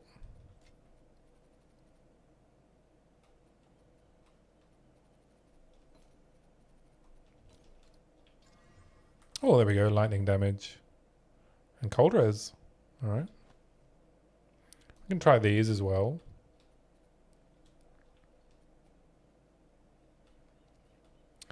But the good thing is the King's Resort in Czechoslovakia, very close to the border. Oh. Oh yeah, we have an Atziri step too.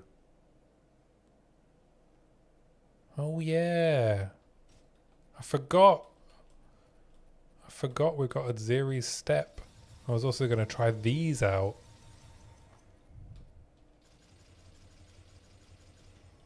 Alright, let's equip those as well.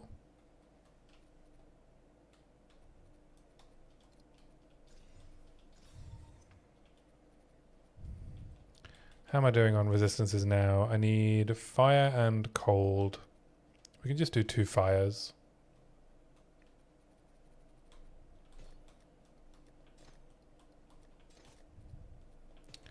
And then...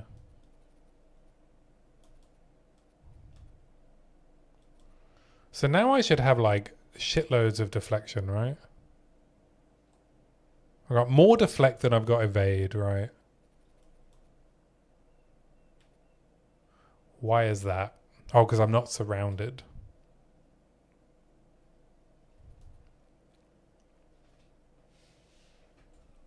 We have a little bit of block chance here. Layering defenses, you know? Layering defenses.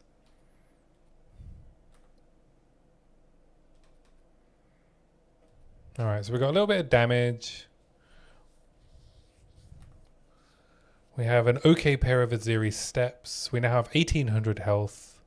We have a little bit more evasion. Lots more when we're surrounded. We can have a look when we're surrounded. We've lost some crit chance. So I do probably need... I don't think Tangle Tongue is the right... the right weapon for this build. Maybe for triggering...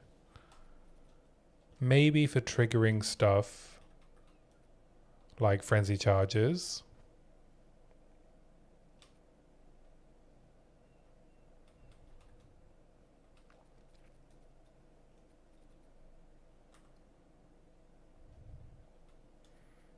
But yeah, what else? What else?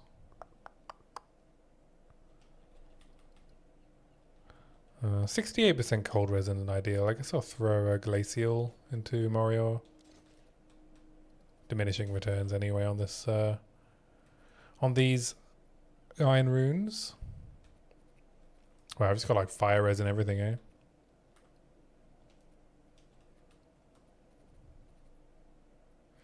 Back to my best female friend, Beera, I'm coming. By the way, counting the times I killed her with my poker chips. Nice.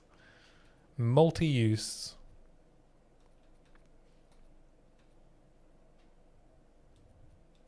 I mean, I could put a rune of spring in my Tangle Tongue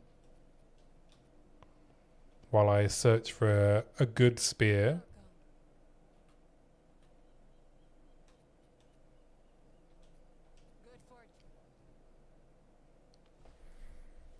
I guess, let me check my loot filter and make sure that I'm going to be finding spears to slam.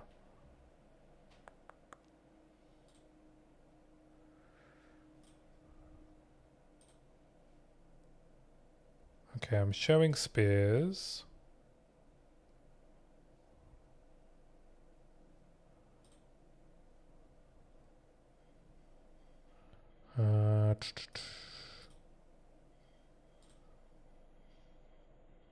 Where's the crafting tab? Crafting tab.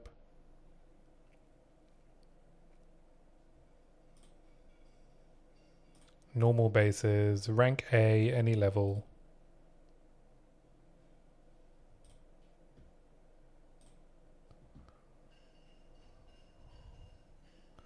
A coin and flying.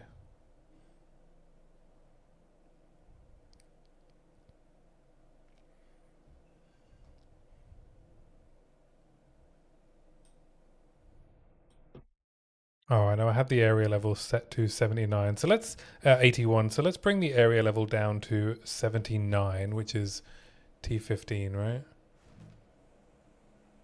Yeah. Okay, so now I'll start seeing white spears and I can start hitting them with like greater transputes. And then everything else is fine, I think. Beautiful ceramic chips from China. China.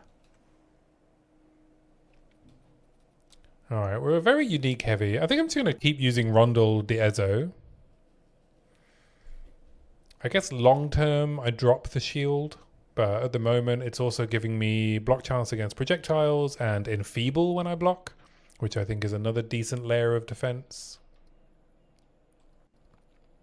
There's no node that turns all of my armor into evasion, right? There's evasion into armor. Is there the reverse? I don't think so, right?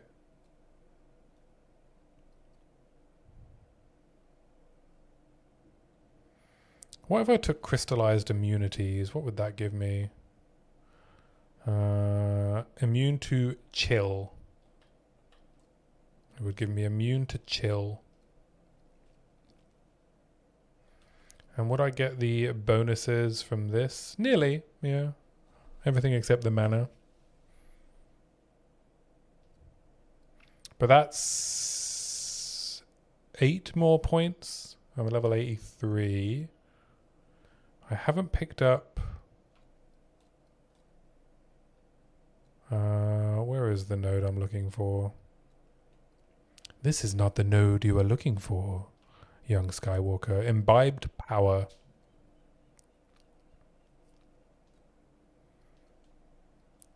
But I could probably drop the move speed nodes.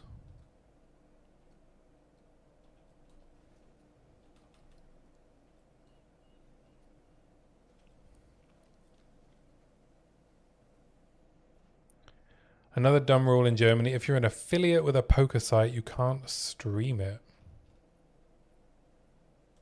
As in if you are a paid advertiser for a poker site. I think that probably makes sense. I mean, you can argue all you want that poker is a skill game, and there is a skill element to it, but that doesn't mean that people that suffer from gambling addiction don't get sucked into it, right? So I think depending on what that affiliate thing means, I would say that I'm leaning towards that's maybe a good thing. I am not a huge fan of the predatory gambling industry in general.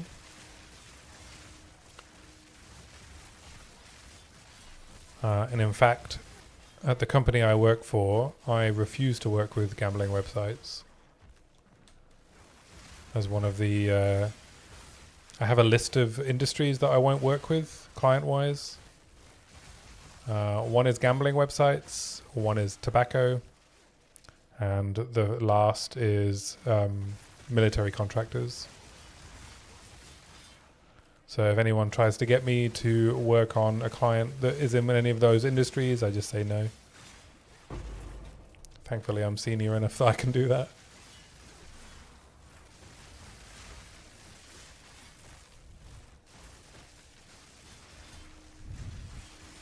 But yeah, I mean, I don't know about in Germany, but gambling... And corn with a P. I mean, it's never come up. I can't say it's ever come up. Because I work with large enterprises, and I don't know if any of those companies would count as a large enterprise. And seek the services of the company that I work for. Yeah, I'm talking more on the scale of like Lockheed Martin, right? Or Philip Morris. Like really, really big companies.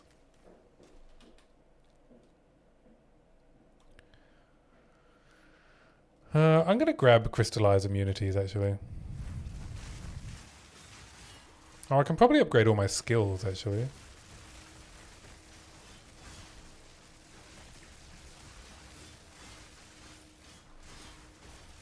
But yeah, I don't know about in Germany, but like gambling companies in the UK...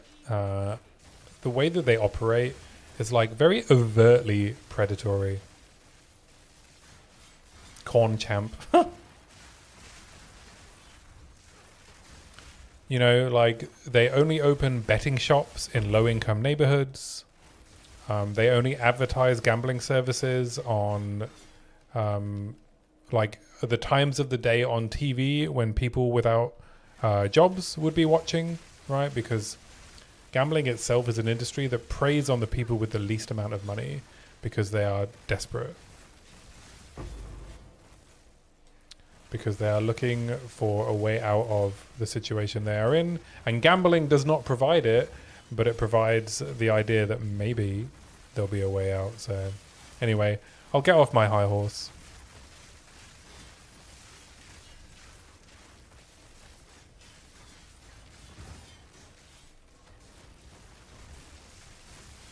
After 9 PM you can post about it, yeah.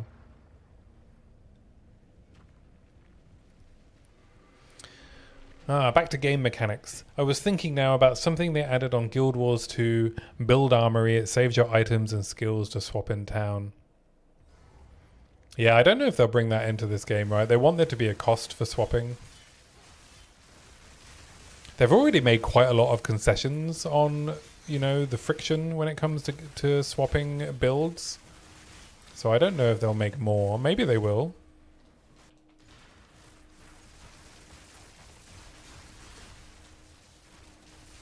But it's not, I know it's something that I don't know if it fits with their vision. Right, they want your build choices to matter a fair amount.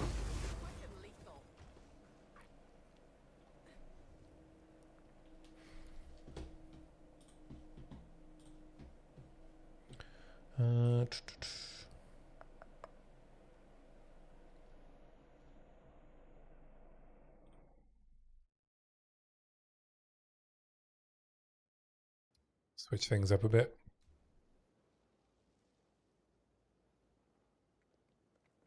They can have a cost, no problem to me, but to have it be possible just to be able to swap in town in order to keep my Plague Pathfinder and the Glacial Lance.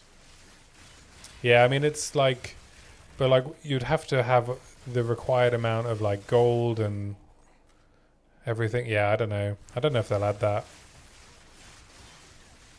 Or at least, you know, have you like sit there and go through the process of unspecking all of your passive skills and respecking them, because like things get broken, right? When you unspec stuff, there are dependencies everywhere. I don't think it would be as simple as just swap build button. I think they would have to change the way that builds work in terms of like how the dependencies and things like that work.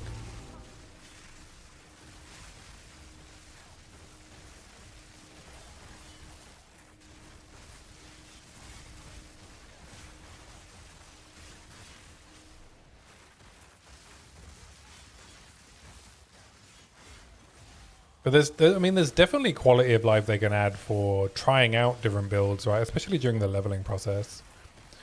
They could make skill gems more plentiful, right? So it's easier to try out different builds.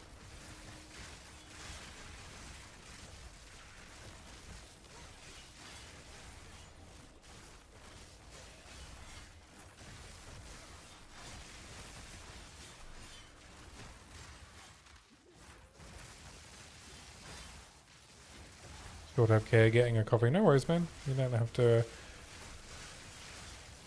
I will be talking nonetheless.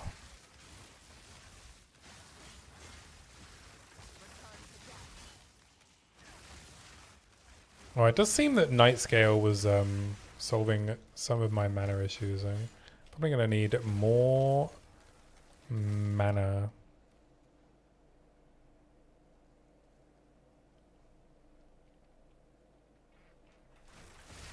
I would even buy it if it was like an armory tab from the microtransaction shop.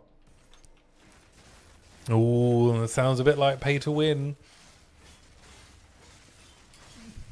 Ooh, I don't know about that. I don't know. I don't know.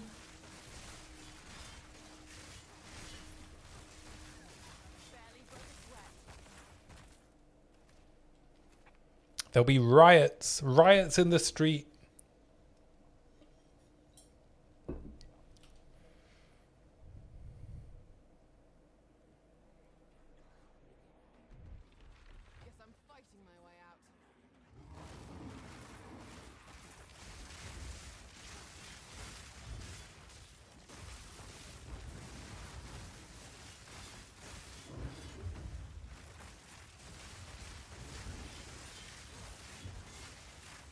Oh, I've got a bunch of extra spirit, haven't I?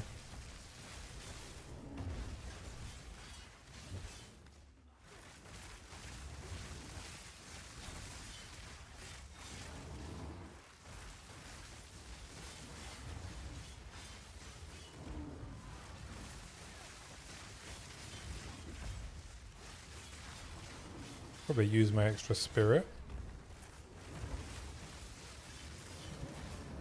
How much do I have? 44, so I can fit another spirit gem in.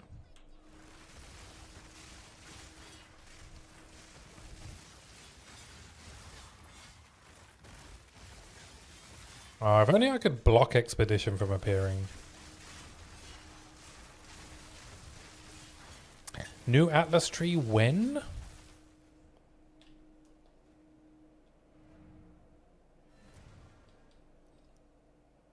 Alright, let's see what skill gems can I use?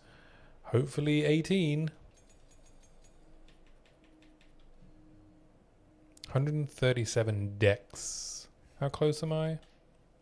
124. All right. Go on. Time to learn something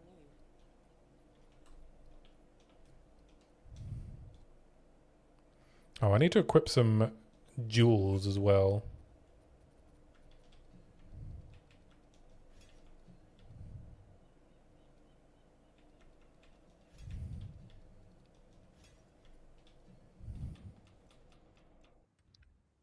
And I need, if I want to upgrade this lightning spear, I need to equip it first. And then upgrade it. Same with Sniper's Mark.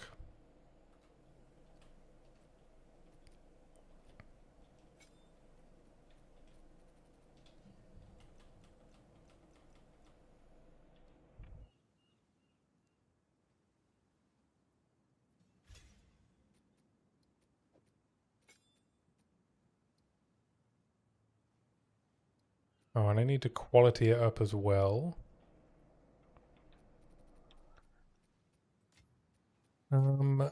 Should probably 6-link some stuff too. So it doesn't look like I'm going to be using disengage and parry.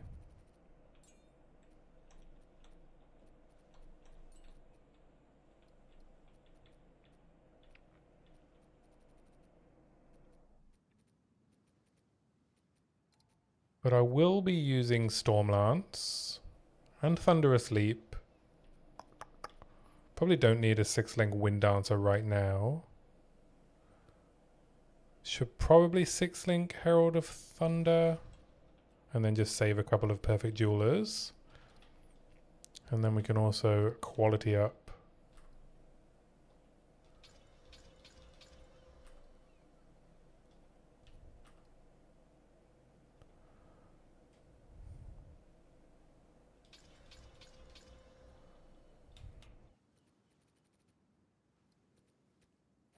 Let's quality Sniper's Mark.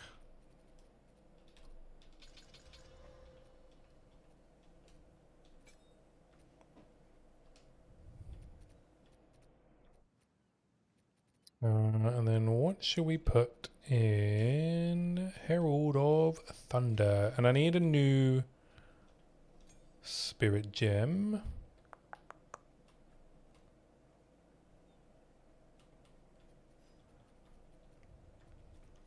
I've got a bunch of level 18 Spirit Gems, so we can also level up Herald of Thunder,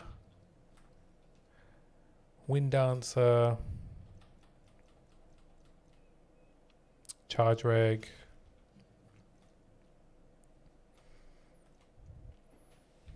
I did see someone mention today a decent tech in Primal Strikes is to support it with Electrocute, because it can't shock, but it can electrocute.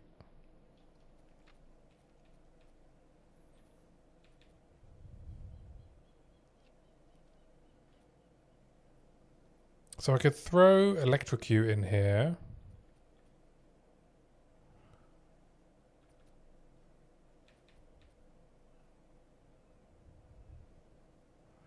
We could also throw it in Stormlance, because we're kind of relying on Frenzy Charges and Shocked Ground, right? Shocked Ground is how I'm managing to trigger Primal Strikes.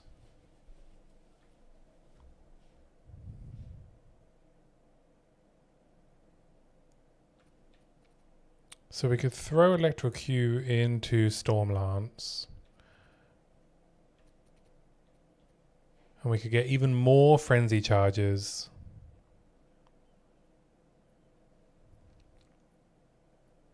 Sorry, I missed your response on my last message. My daughter asked me for one more good night kiss. You can TLR it. Just curious. Oh, that's adorable. What was my response to the idea of an armory? Oh, I was just teasing you because I said people would riot because it would be pay to win.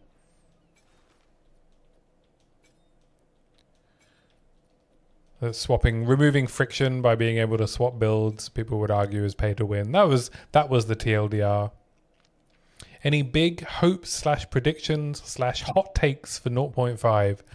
I mean, yeah, obviously 0.5 has been delayed because GGG saw my feedback videos and realized everything they've been working on up until this point was wrong. And unfortunately, they're going to have to throw it all away and just do what I said.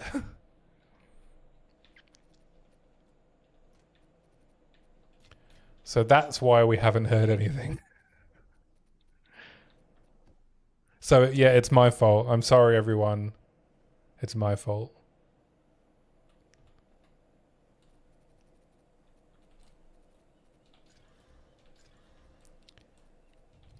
Is that a hot enough take? You bastard.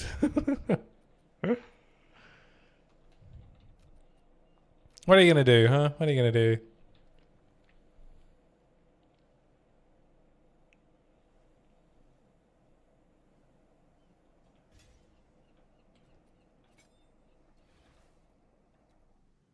All right, we'll do combat frenzy. And we need to put some sockets in it. I know I should have just released my videos earlier, shouldn't I?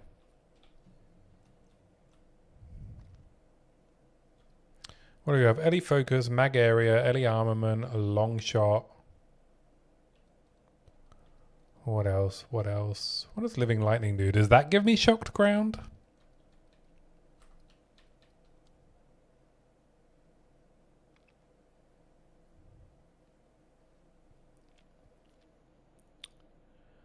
Blah blah blah. Minions? No, it doesn't. Innovate? I could do innovate. Where's innovate?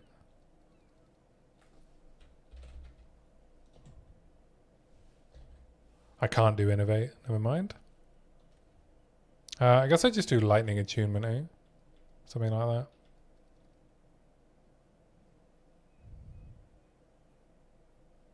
Bad boys, what you gonna do? What you gonna do when they come for you? Lovely hot coffee at 11 p.m. Living the best life. I remember those days. Going deep into the night gaming sessions. With some coffee. Coffee just 24 hours a day.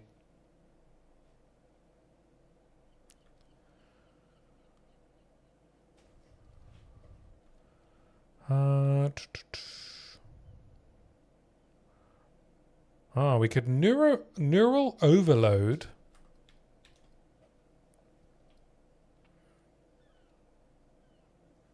Let's try neural overload. And then we'll put electrocute in Stormlance.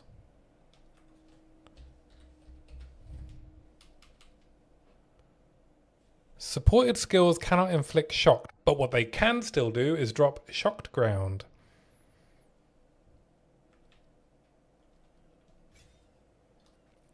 What else? Thunderous leap. Thunderous leap. Should we put electrocute in thunderous leap as well? We could put innovate in thunderous leap. Killing a shocked enemy.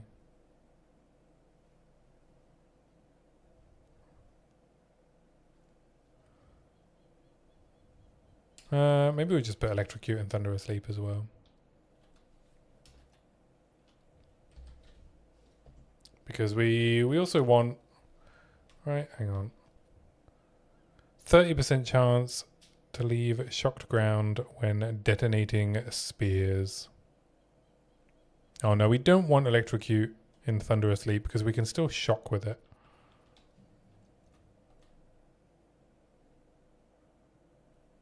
We could just momentum in it, right? It's probably a good one. All right, let's just do momentum. And then in combat frenzy, we want charge profusion 2.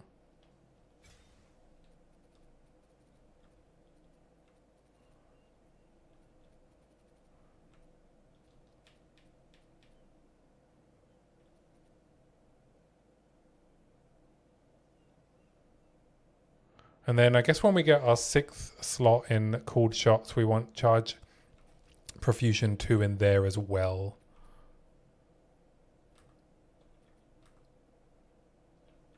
Oh, and I need to quality up combat frenzy. It's all coming together. Oh, how the tables of the turning tides have twisted the turning tables. Alright, let's just quality wind down to as well, why not?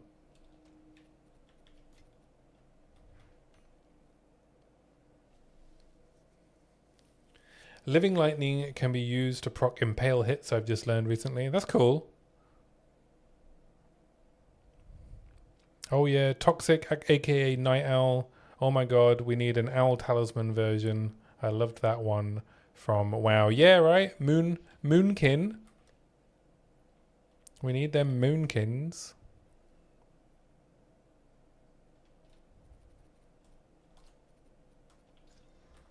Oh, we rolled T1 Flat Fizz on a spear.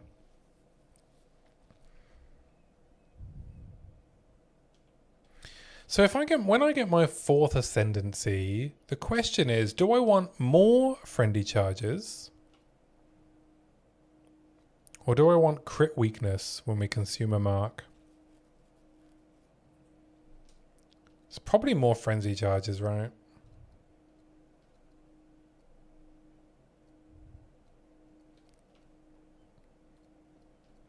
Because if we... Yeah, but if we only really care about critting when Sniper's mark is up. And when we consume the mark, we get the frenzy charge that we wanted, right? Yeah, I guess crits is more damage, right? And I guess maybe we'll be making enough frenzy charges now.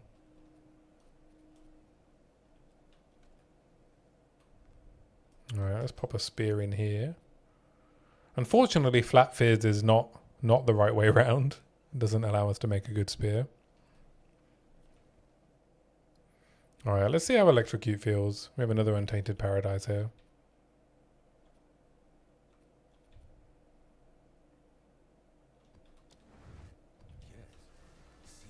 Buy some more white T14s.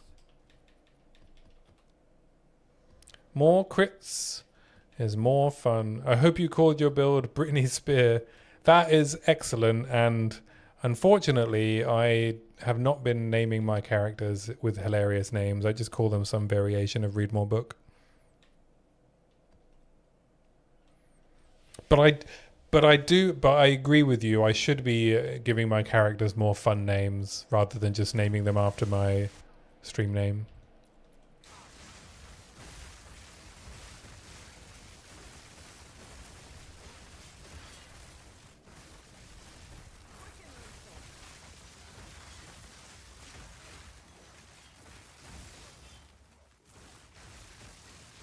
Oh, I need to check my rings when I next go back to town. I mustn't forget that.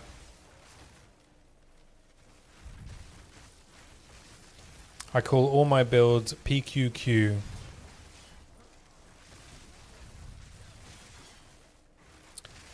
Because it's my favorite hand in poker.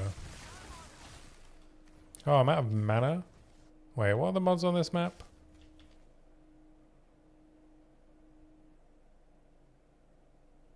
Why? Oh, it's because I leveled up the skills, eh?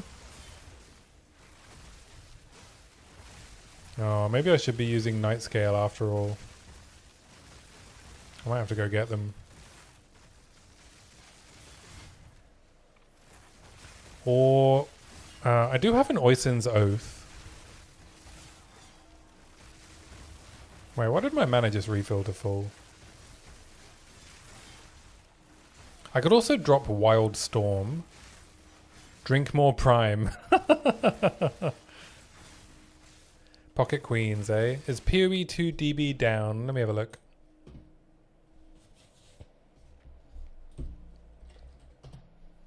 Yes.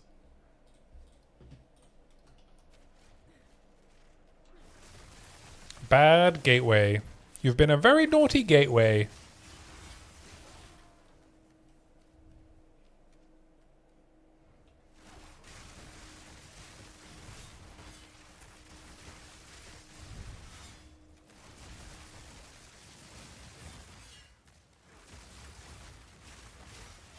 Yeah, it happens from time to time. Might be a DDoS or something.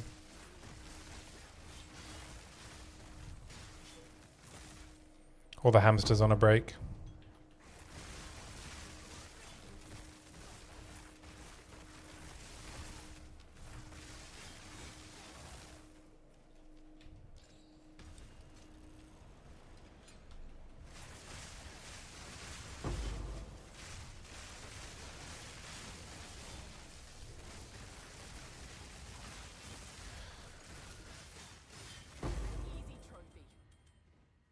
I think I need to solve mana. So there's two ways I can solve mana. I could put I could put the night scale gloves back on. If we call it Daddy, maybe it comes back to life. Maybe. I don't know it well enough. I don't know if that's what it's into, you know?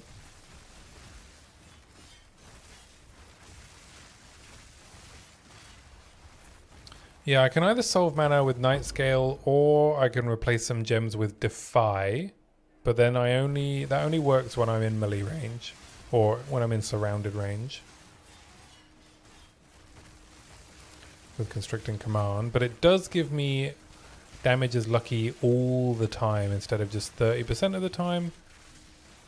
And it frees up some points.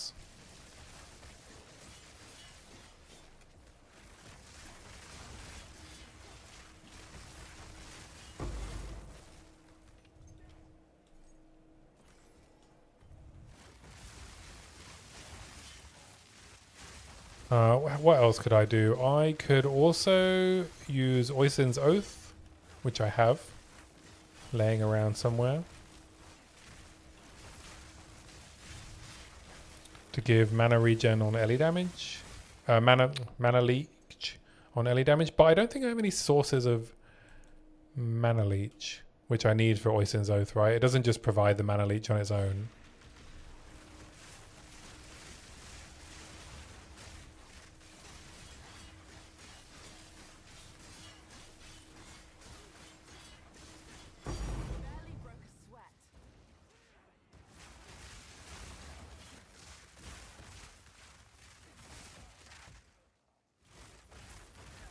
Your neighbor thinks you have a fetish now. Yeah, you've been shouting daddy. Have you tried shouting it louder? I don't know if POE 2DB can hear you, right? Isn't the server in Taiwan? You're going to have to shout pretty loud for him to hear you from Germany.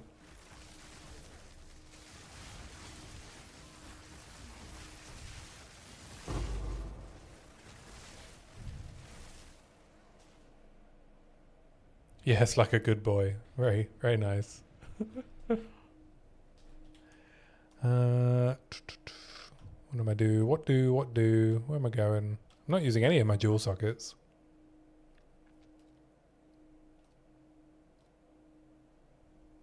Oh yeah, I was going down here, wasn't I?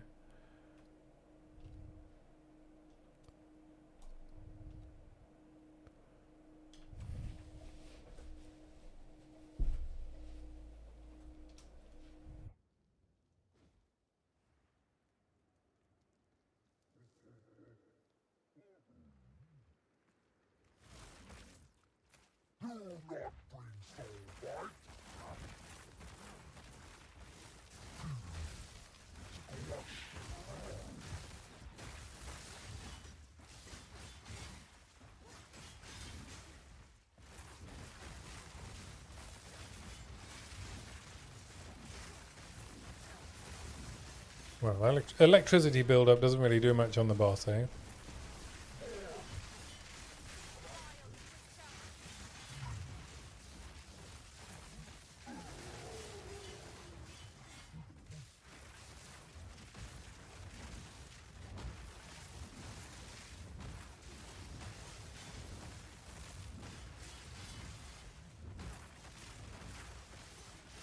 The Song of Beer is getting very annoying by now. Invader.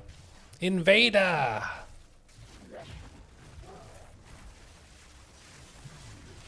Invader! I don't know how she sounds, I've forgotten. You'd probably be able to do a very good impression by the time you finish your challenge.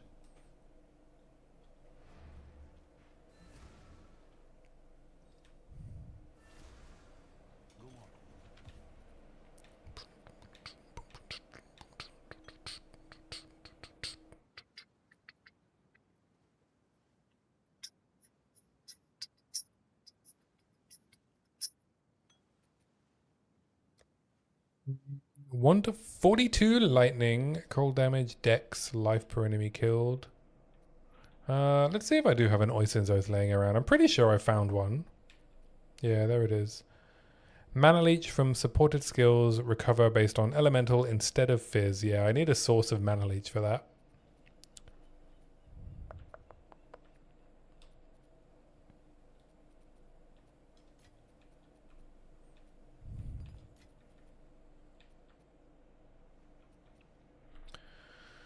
T2 lightning res. All res, fizz damage, dex intelligence.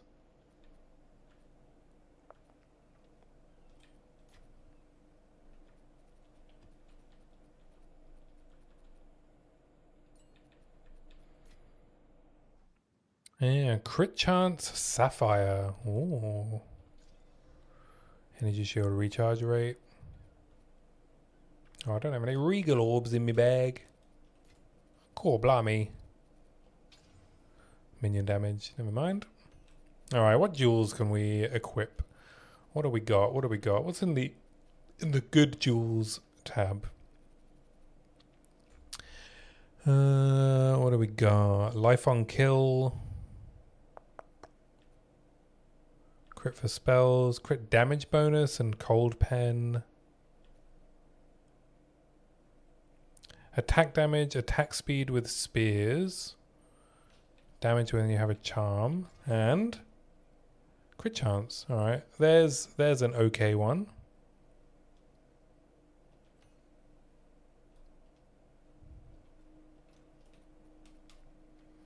Cast speed, skill effect duration, move speed, LE damage. Crossbows. Crossbows. Crit chance, pierce, lightning pen, parry damage. Alright, let's just equip that.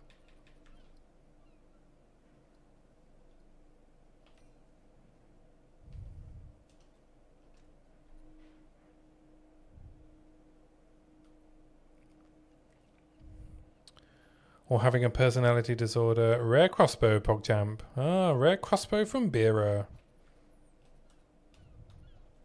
She blesses this run. Take our gold and go. Collect more otherworldly remnants.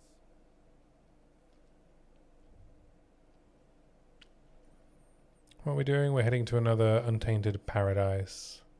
Been spending most our life leveling in an untainted paradise.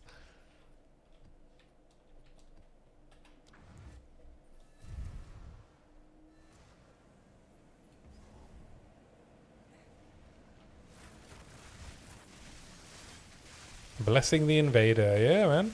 She wants you to succeed. It's like the old Ron Swanson thing, right? The man who kills me may have my estate.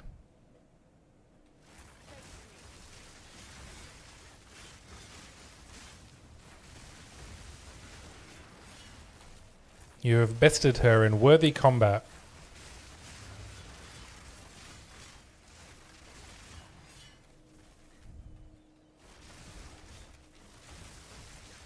So I guess what's the trick with Tangle Tongue, I believe, is to stack flat damage and crit damage bonus, right? Can't use Malagaros anymore because they prevent the reroll. They prevent the bifurcation. So I would stack crit damage bonus. Is there a soul core that gives crit damage bonus? And then like flat lightning damage. Some crit chance to get as close to 100% as we can.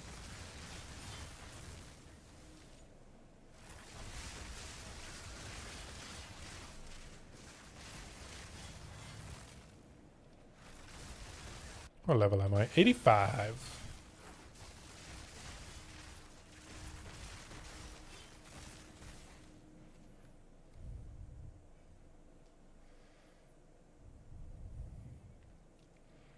I think once we get to level 90 and we've got all of our slots unlocked for our skills, we'll get our 4th ascendancy. And then we can really start min-maxing Primal Strikes Deadeye.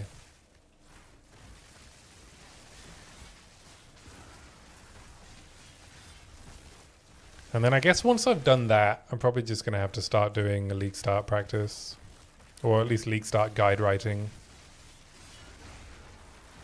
Once this build is done. So maybe we've got like one more good stream out of it. Maybe the Sunday long stream will be Primal Strikes Deadeye. Min-maxing it a little bit. You know, just getting it to the state where it can kill at least normal Arbiter and tier 3 pinnacles. I don't know about if I'm going to push it to Uber Arbiter. I don't know if I can be bothered to do that. Maybe we'll see if it can do Simulacrum. Might be alright at Simulacrum actually, because it's one of the builds that relies on ground effects.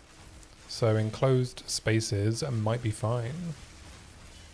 Because shocked ground will allow us to keep spamming Primal Strikes.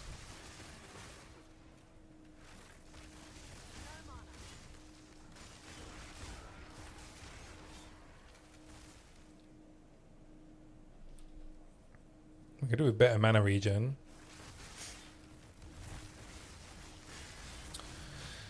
So we'll need some rings with lots of flat damage and leech.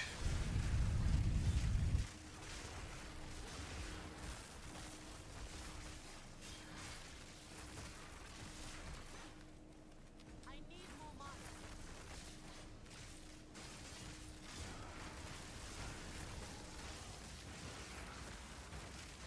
I don't know if it's worth making a video about this build. It's not like I really made a bunch of notes to like tell a story about the leveling of it, right? Which would be probably more interesting if it was a fresh start, but it was not a fresh start. But maybe if it ends up being good, we could call it, we've got Lightning Spear at home.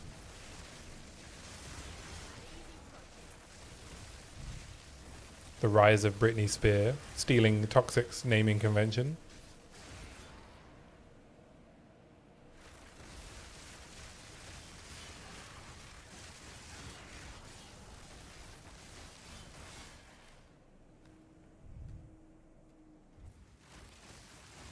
It's a very janky setup I'm currently using, right? Adziri Step, Morior Invictus, Constricting Command, Tangle Tongue, Rondel de Ezo.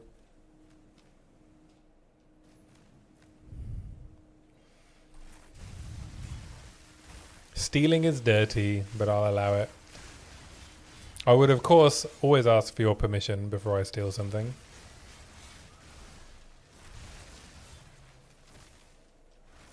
And give credit where it is due.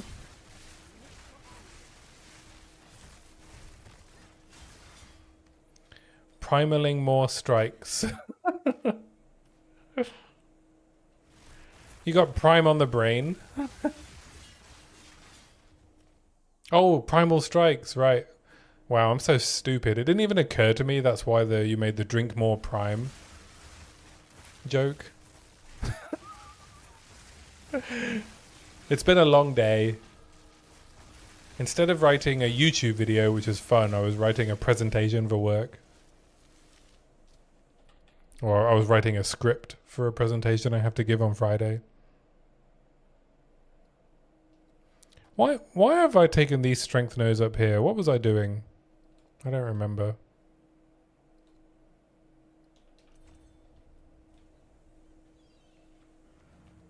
No shout out, please. Don't want to be known. Fair enough. Fair enough. I'll just say an anonymous handsome viewer. Yeah.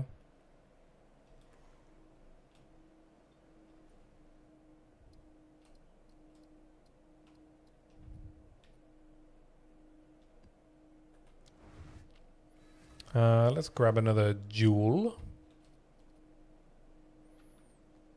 Projectile damage. Herald skills deal more damage. Evasion rating, crossbows, damage with bows.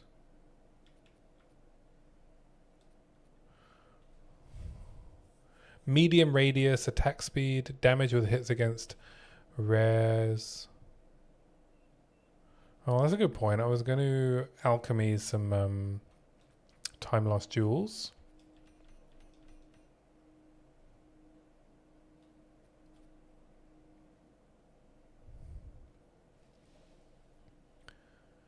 Mom, a random dude on the internet called me handsome. Best day of my life, huh? I'm glad I could make your day. Past me is always out to get me, right? Past me is always out to get me too. At least since I stopped drinking, past me has been less mean to future me. Drunk me was a real dick to future me.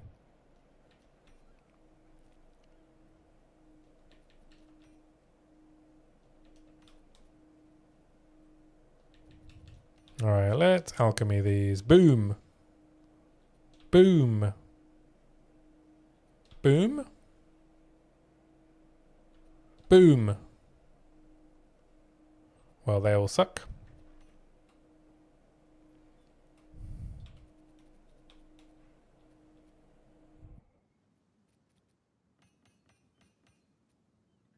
Alright, what can we do instead? What can we do instead? I guess we can do crit damage bonus. Let's see what this rolls if I regal it cast speed. Never mind. Al can go PogChamp. Exactly. Alright, let's alch this one. Nope.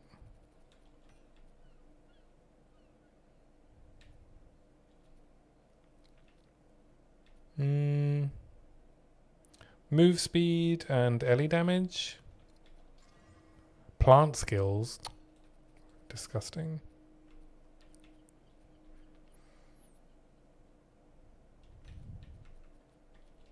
Alright, let's alch this. Never mind, that's a bad duel now.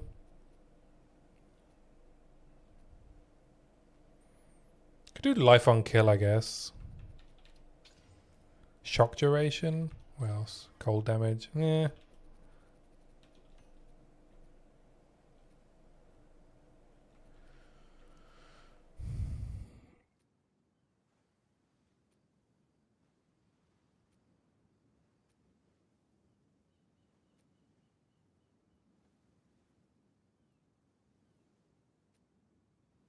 I don't know why I kept all these. None of them are particularly good.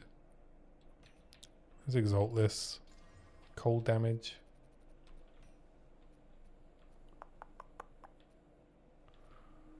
And I don't have any unique gems.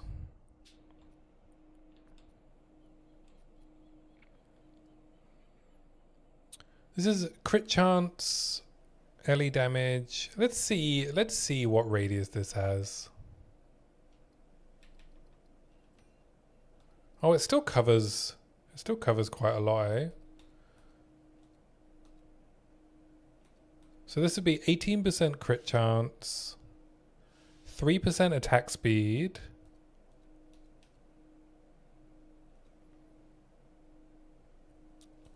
8% Ellie damage.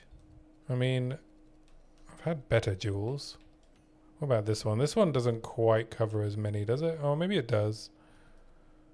3 notables, 4 small passives. It's basically the same, right? Yeah. That'll do for now, I guess, then.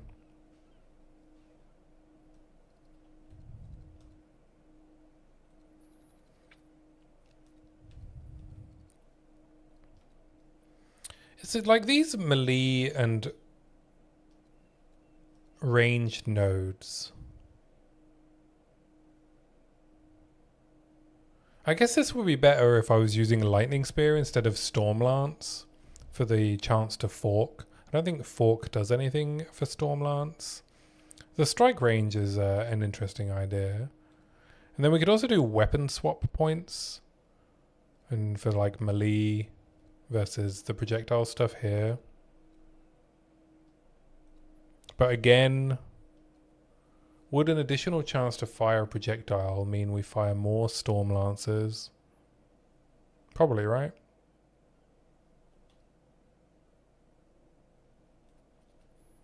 Alright, let's put Night Scale back in because I'm sick of running out of mana already.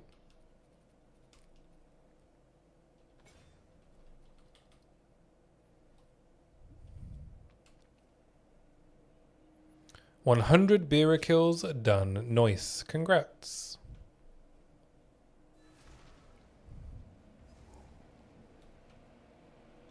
Now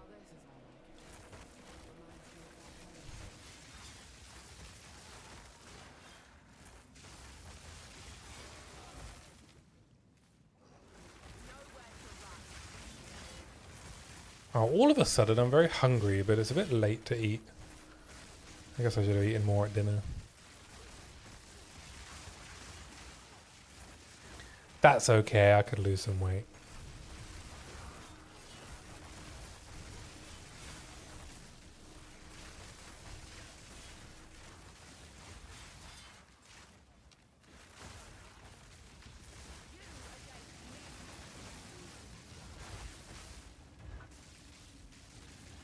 Well, this is a lot of stuff.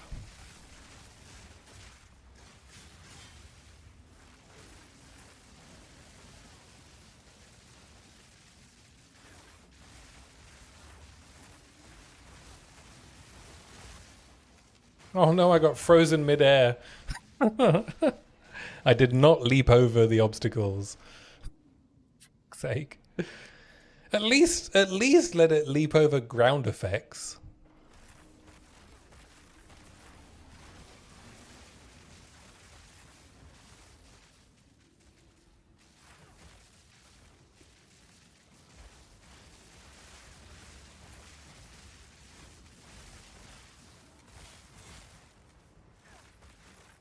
I can't even see him.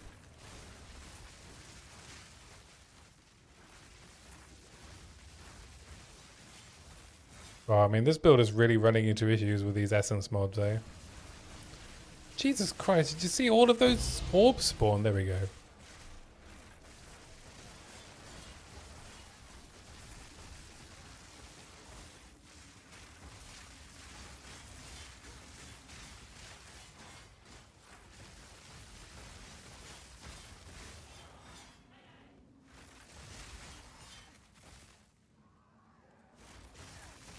It's never too late to eat.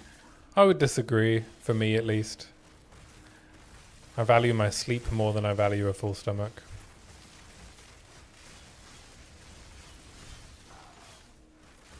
I can eat in the morning. I've got a fridge full of breakfast burritos that I made. Alright, night scale isn't actually helping, eh?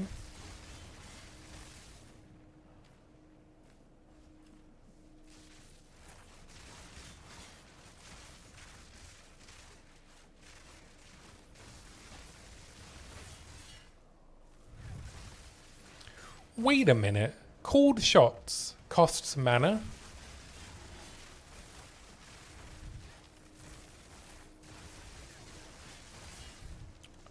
It's not free? It does not apply a socketed mark skill. It casts a socketed mark skill. They're so stingy that they couldn't even give you this for free?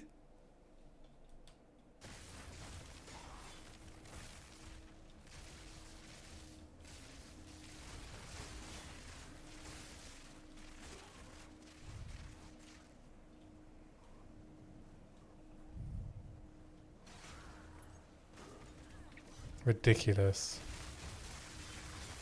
Ridiculous. I don't know why I'm so incensed by that. But it's not like it's a good ascendancy, really. Good enough that they couldn't at least give you the mana cost for free.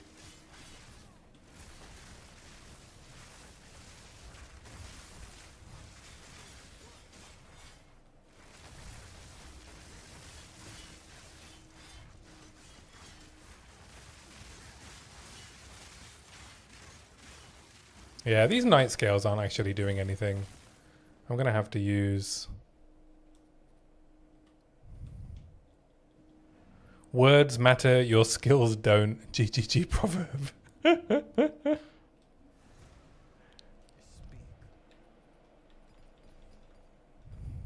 Words have meanings. Words have meanings. Alright, let's put the damage gloves back on then.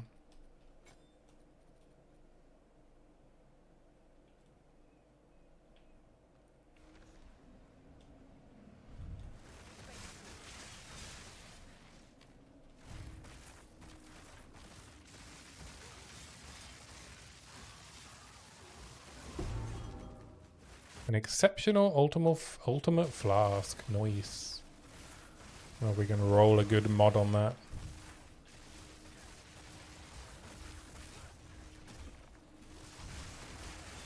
So, feedback on spears and Deadeye. Make cold shots free. Make Thunderous Leap actually jump over things.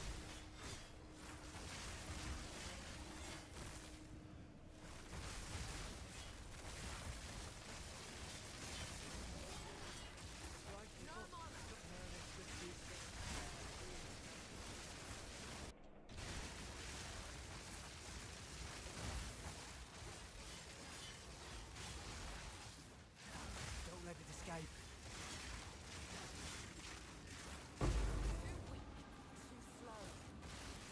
Rough experience. It's getting stronger. Uh-oh, is that an Ulaman's Legion?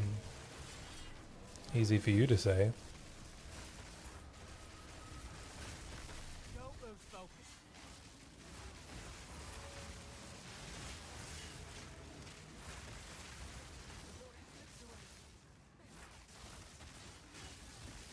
Ouch.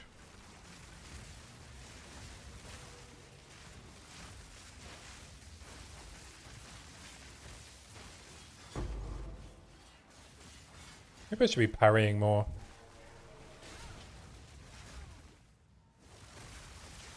Get the old parry debuff going. Might as well, right? I'm using a buckler.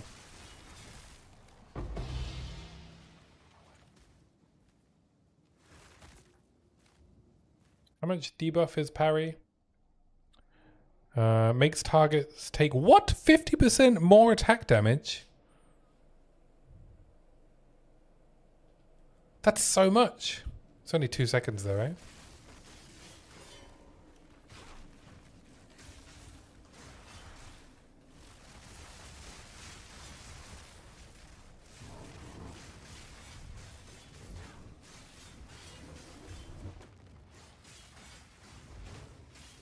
Oh, I can only do 2 parries though before my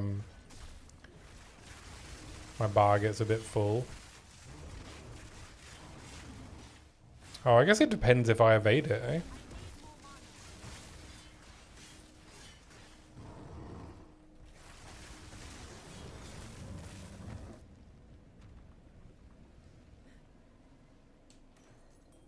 I can evade the stun from the parry.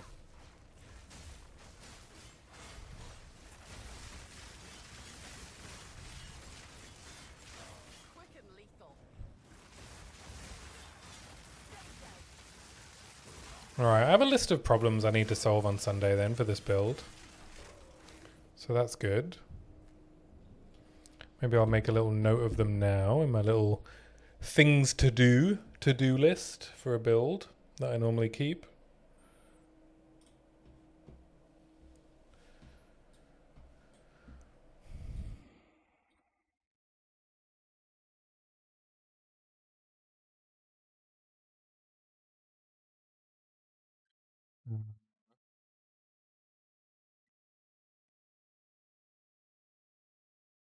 So we need to solve mana regen, mana leech, rings plus Wysin's Oath in Stormlance, question mark.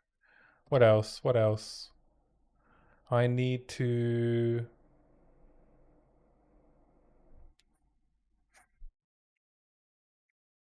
I need to...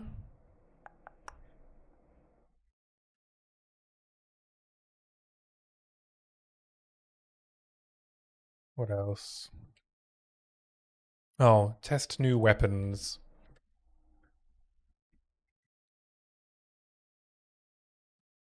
I think that's it really, right?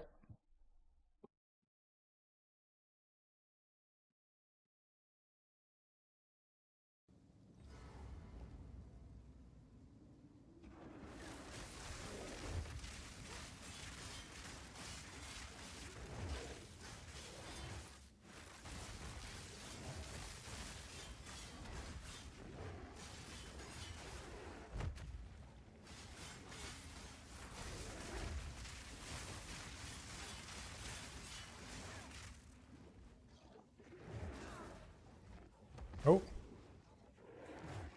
Okay. That hit just knocked me straight into heavy stun, so I guess I need to invest a little bit in parry if I want to use it reliably. That makes sense. That makes sense.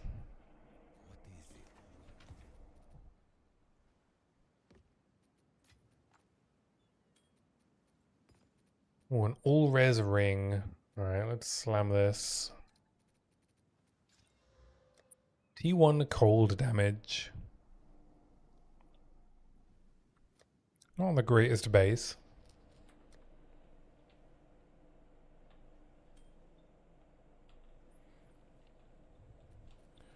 So at the moment we have what? T8, T4, T4. Ugh. And T8, T8. Okay, our rings are terrible. We have some cold res and chaos res here with a T4 lightning.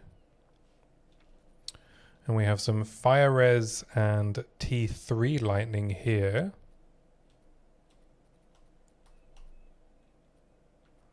Fizz.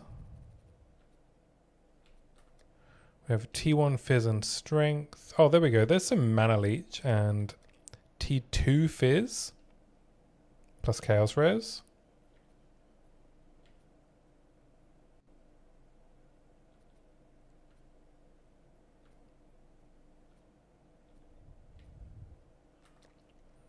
There's T2 Lightning and Strength. This is just all upside, right? T1 Lightning damage, T5 Lightning plus triple res.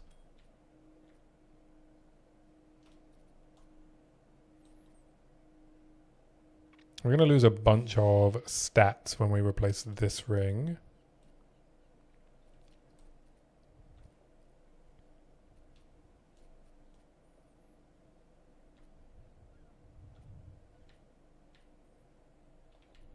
So I probably want... I mean, I don't need strength or much int really, right? So actually losing stats is not a huge deal because we're invested primarily in dexterity. So if I took this off, I would need to just go and get a bunch of dex from the tree instead of like this intelligence and stuff like that. I need 41 intelligence.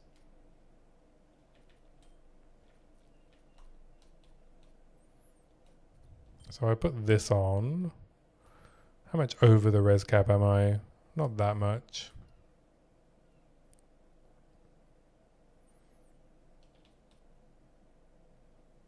And if I take this off, I need cold and lightning.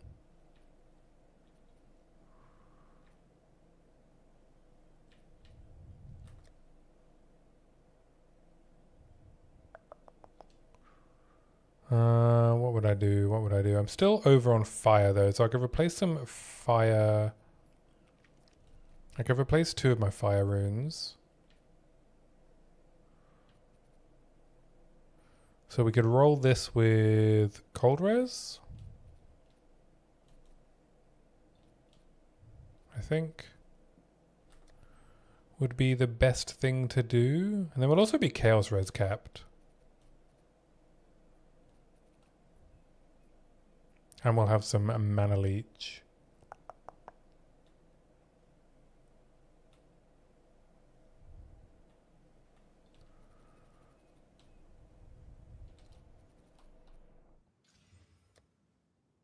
So we'll hit this with 32 cold res. And then just some greater jeweler's orbs. See what the first one hits. Dex. Alright, and the next one? Chaos damage. Alright, I'm not wasting another greater jewelers on this. Just going to hit it with a normal exalt.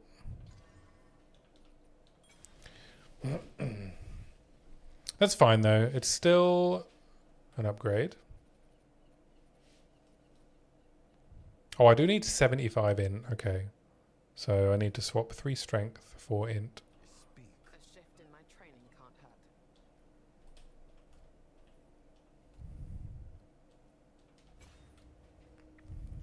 hurt. I forgot about charge regulation. Alright, we'll put these back in the rings for crafting later. These are all whatever. And then I just need to swap a couple of fire res sockets for lightning.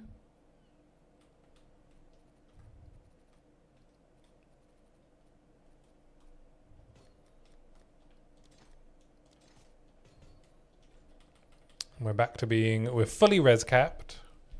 Our evasion still sucks. But I don't know. We're going to have to get like a proper evasion chest at some point. Maybe we won't have to, but...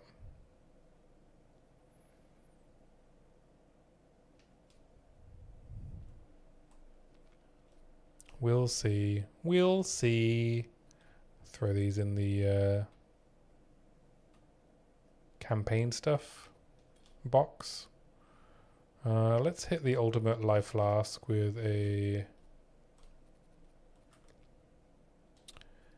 perfect charges per second and recovery rate.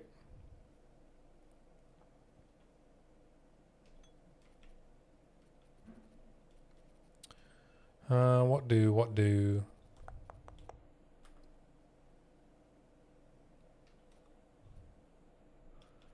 This is missing a prefix.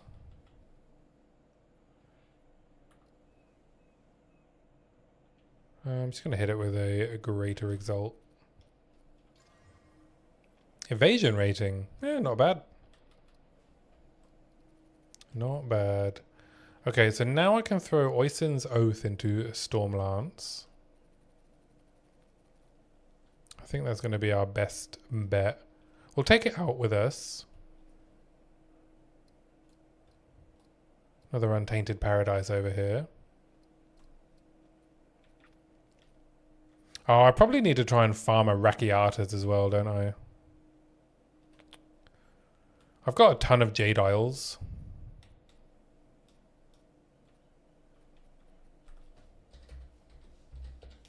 So I probably need to run a bunch of Jade Isles.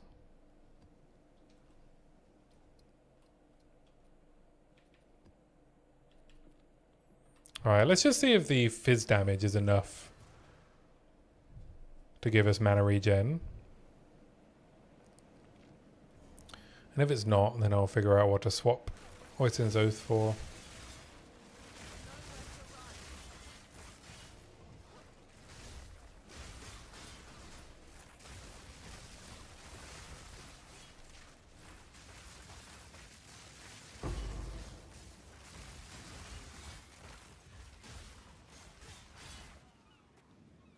It is not. Oh, hey Blader. Good to see you. What's my guess? 8th or 15th? Well, I'm hoping the 8th. Not because I need it sooner, but because my dad is visiting on the 15th for the whole weekend. And I do have plans on the 8th, but less plans than I do on the 15th and 16th. So, but I don't know. I mean, I don't know GGG that well in terms of their schedule, but if they stick to their like announcement of the announcement 1 week before thing, then yeah, it's looking like the 15th, isn't it? And I don't know if I've got the heart to tell my dad that I'd rather play a computer game all weekend and see him, seeing as I see him like a couple of times a year.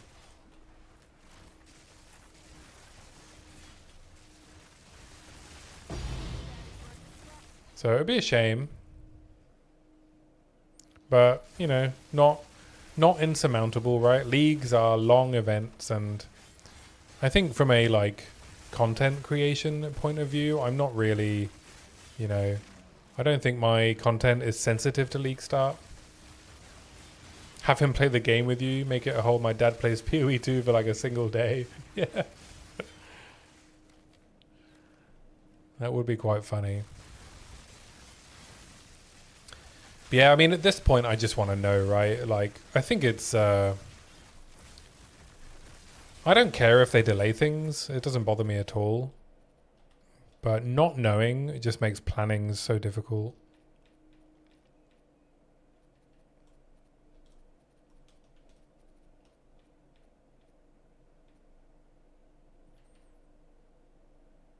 Let's drop rapid attacks for Oisin's Oath.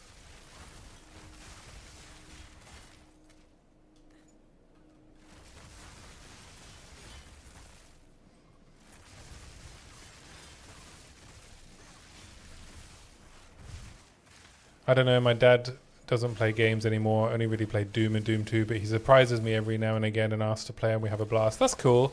Yeah, my dad's similar, you know, he's from that dad gaming era, plays like, yeah, all the first person shooters, and when I was a kid, you know, he had all of the like shooter games, like first person shooter games on PlayStation. He had like the Amiga with things like Seek and Destroy and Desert Strike. He played Street Fighter with me like once, and then never again because, you know, I was a kid, so I was significantly better at the game than him. Yeah, I think POE wouldn't be his vibe though. You think August 28th protagonist? Well, that would be good for planning.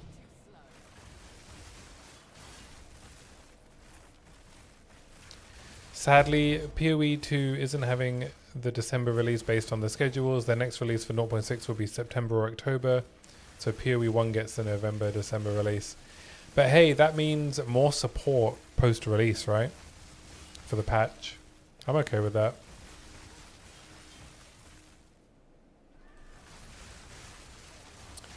I would be okay with that. It's not like, you know, we don't have things to do over Christmas.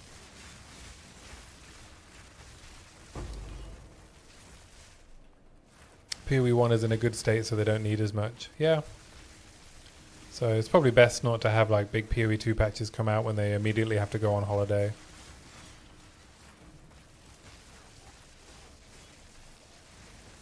I'm surprised they dropped another bug fix alteration patch for PoE 1 in the past few days. Oh, yeah. It was a really minor one though, right?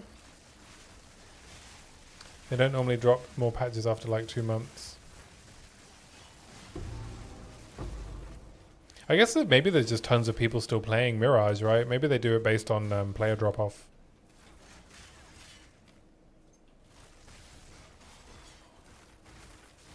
Maybe normally it's not worth it because no one's playing the league anymore. You're playing still, you really like the mechanic? Yeah, I think a lot of people are playing a lot longer than they normally would, right?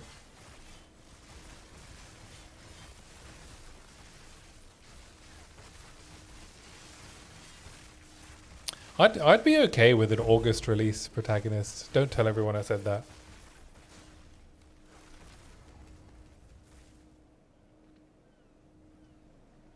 I wouldn't be opposed if something like Mirage is their fix for towers.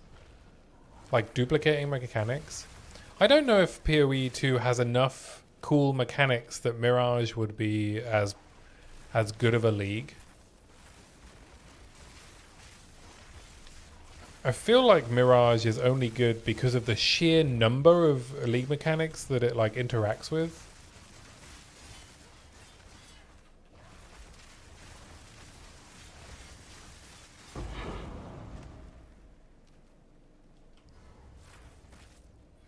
When you do a tower and get the option of mechanics / bonuses to slam onto a map. You meant as the opening Mirage thing, not the league mechanic interaction thing. So you apply a bonus to an area. Are you just trying to bring old towers back, Blader? Do you just want old towers back? Is that what are you doing, man? What are you doing? I see what you're doing. I see what you're doing.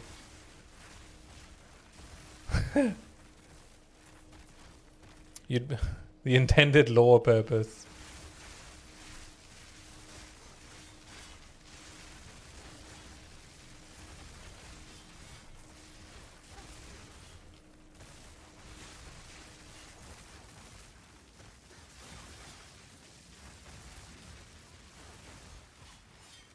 You'd be annoyed at double expedition for real. Yeah, I'm hoping the new Atlas tree lets us block mechanics. That would be nice. Also, Blader, do you really want a league to come out at Christmas? Isn't that like your busiest time of the year for your model painting stuff? And your 3D printing? Aren't you like super busy around Christmas? Yeah.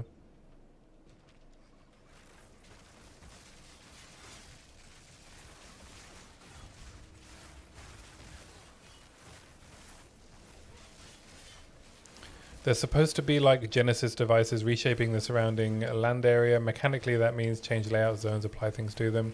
Yeah, I guess if they just, well, yeah, maybe it would be cool with some other changes to the Atlas.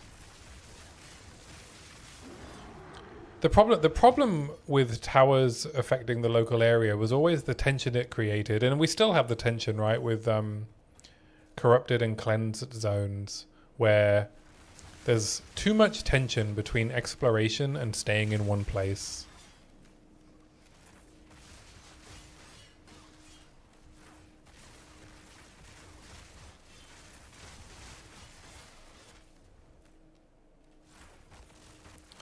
You need something to break up the work or you go insane. Fair enough. I guess if you've got the willpower to not no-life it and not get any of your work done, that makes sense. You don't like the December releases, to be honest? Is that because of a time thing, protagonist, or because of the lack of support? The lack of like patches to fix things?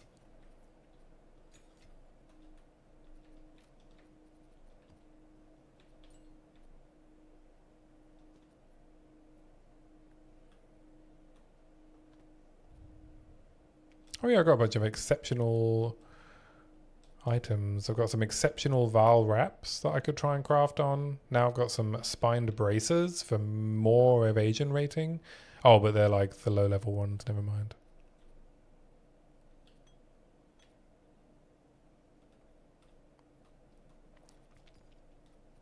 I guess I want an ingenuity, maybe, for this build. Oisin's Oath seems to be working, eh? Could also allow reforging links of maps so you can path better, or linking two maps that are within like 6 links, so like the unique tablet but smaller. Yeah, I mean that's like implementing Grand Project into the tower system, right? But if they can do that, they can just make the entire Infinite Atlas tighter, right? They don't need to add this functionality to towers. Lack of support, patches, communication, fair enough. Yeah, they drop the patches like 2 to 4 weeks before vacay, and then they take 2 weeks off, so it ends up being weird. If it's an end of November release, early December, it seems to work better. Yeah, that would be a lot better. I agree.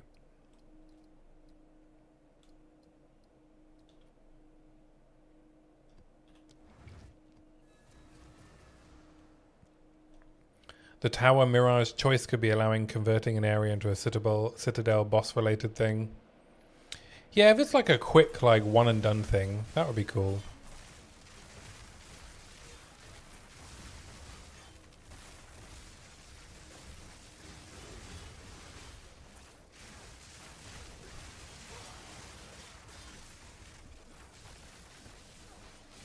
God, these turtles hit so hard, eh?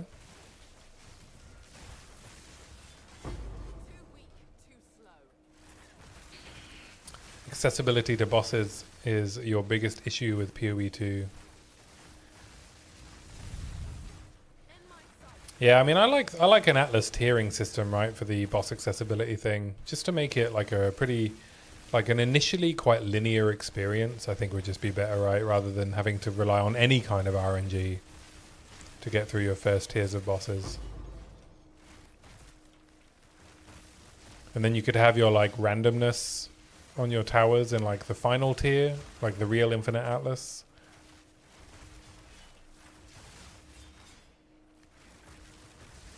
PoE, yeah, PoE 1 is quite, what's the word I'm looking for? My brain stopped working. The word that means deterministic. Yeah, that's it, deterministic.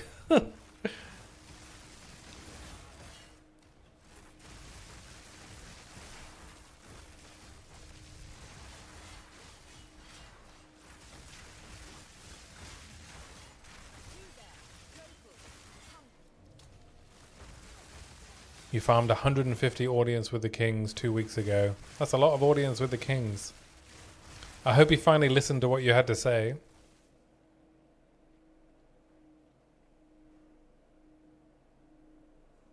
Please, sir. Our fields are fallow. Our crops are withered. We cannot feed our children. Please, my liege. Have mercy.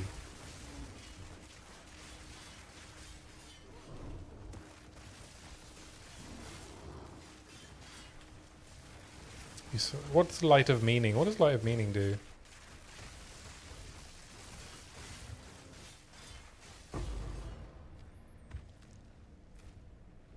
Is it like random notables or something? Are they like megalos? My knowledge of POE 1 items is poor. In POE 1, it's the added small passive skills and radius grant plus chaos damage. Oh, so it's a very specific duel, right?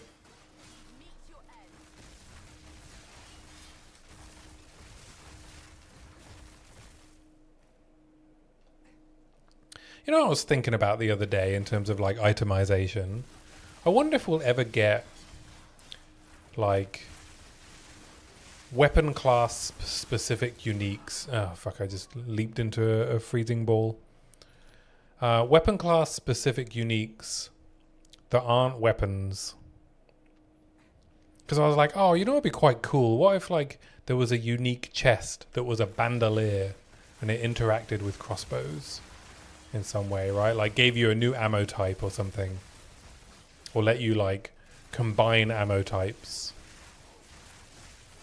There's like like archetype uniques that weren't weapons. But then I wonder if like that's too much like set items and a bit maybe too much like D4 itemization. Well, they'd be like weapon specific, right? So like ammo, like an ammo chest for crossbows or like something like that. But I don't know if they'd ever do anything like that.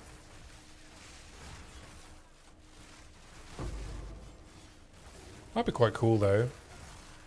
Be an interesting design space. I wonder if like if you were designing a unique, you know, if there would be yeah, I bet that's come up, right? And I bet it's like against their design philosophy at the moment.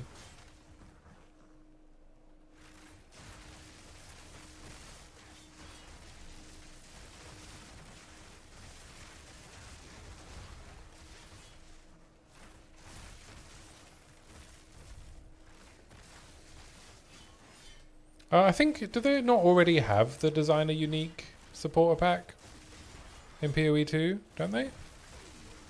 Maybe not. Yeah, I know they do it in PoE 1.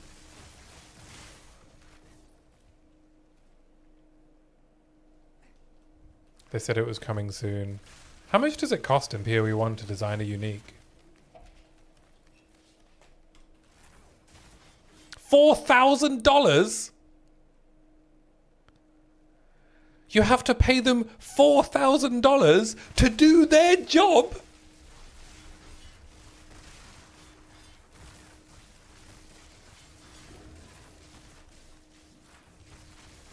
It used to be 1,000. So 1,000, I don't know. Yeah, I think 1,000, I don't know, to me seems, I don't want to say reasonable.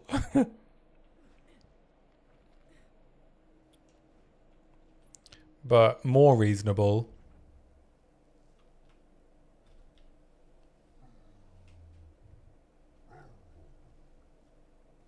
Too many people bought it for 1,000, so they upped it. Right, okay. Yeah, a lot of rich nerds play PoE, huh? To be fair, I did just say that I thought 1,000 was reasonable, didn't I? So...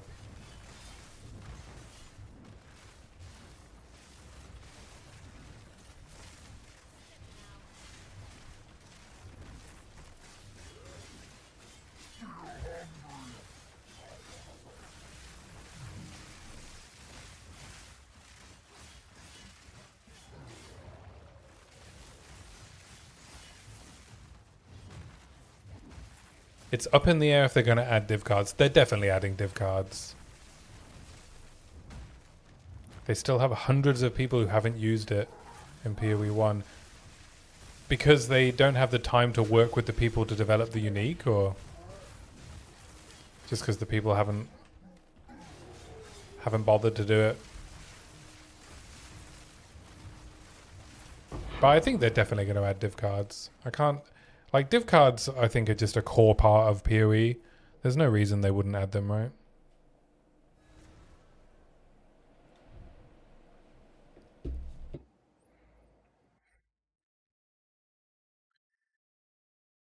It's either that, or or the people want specific things that they go, we don't want that in the game right now, so they're waiting for their item to be viable. Yeah, possibly, right? Possibly. I wonder if you have to send them like some sketched out ideas and then they contact you. It's kind of confirmed though. They sold an item, they have to follow through legally. Yeah, and I mean, it's just a core part of the design of the game, right? It helps with the determinism, right? The determinism of farming items. There's a reason, one of the reasons SSF and PoE 1 feels as good as it does is because of div cards.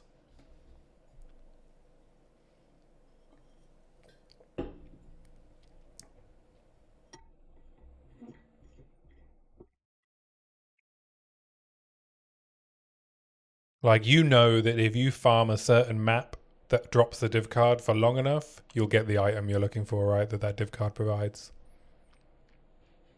That's pretty good.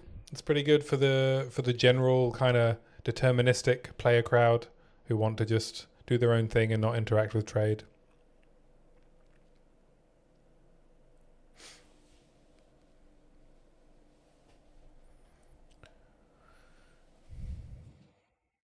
All right, we have come to the end of the stream. It is late. I must go to bed. I must do work. I must continue working on the next video tomorrow. But I will be back on Sunday. I skipped the last 2 Sunday streams once to work on the video, and then on this weekend because I was away. But I will be back this Sunday, 2 p.m. till 11 p.m. No, 2 p.m. till 8 p.m. UK time. Hopefully off the back of a new video being published, ideally as early as I can.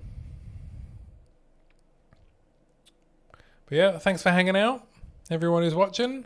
Appreciate it. Good chats as always. And I will catch you on Sunday. Bye.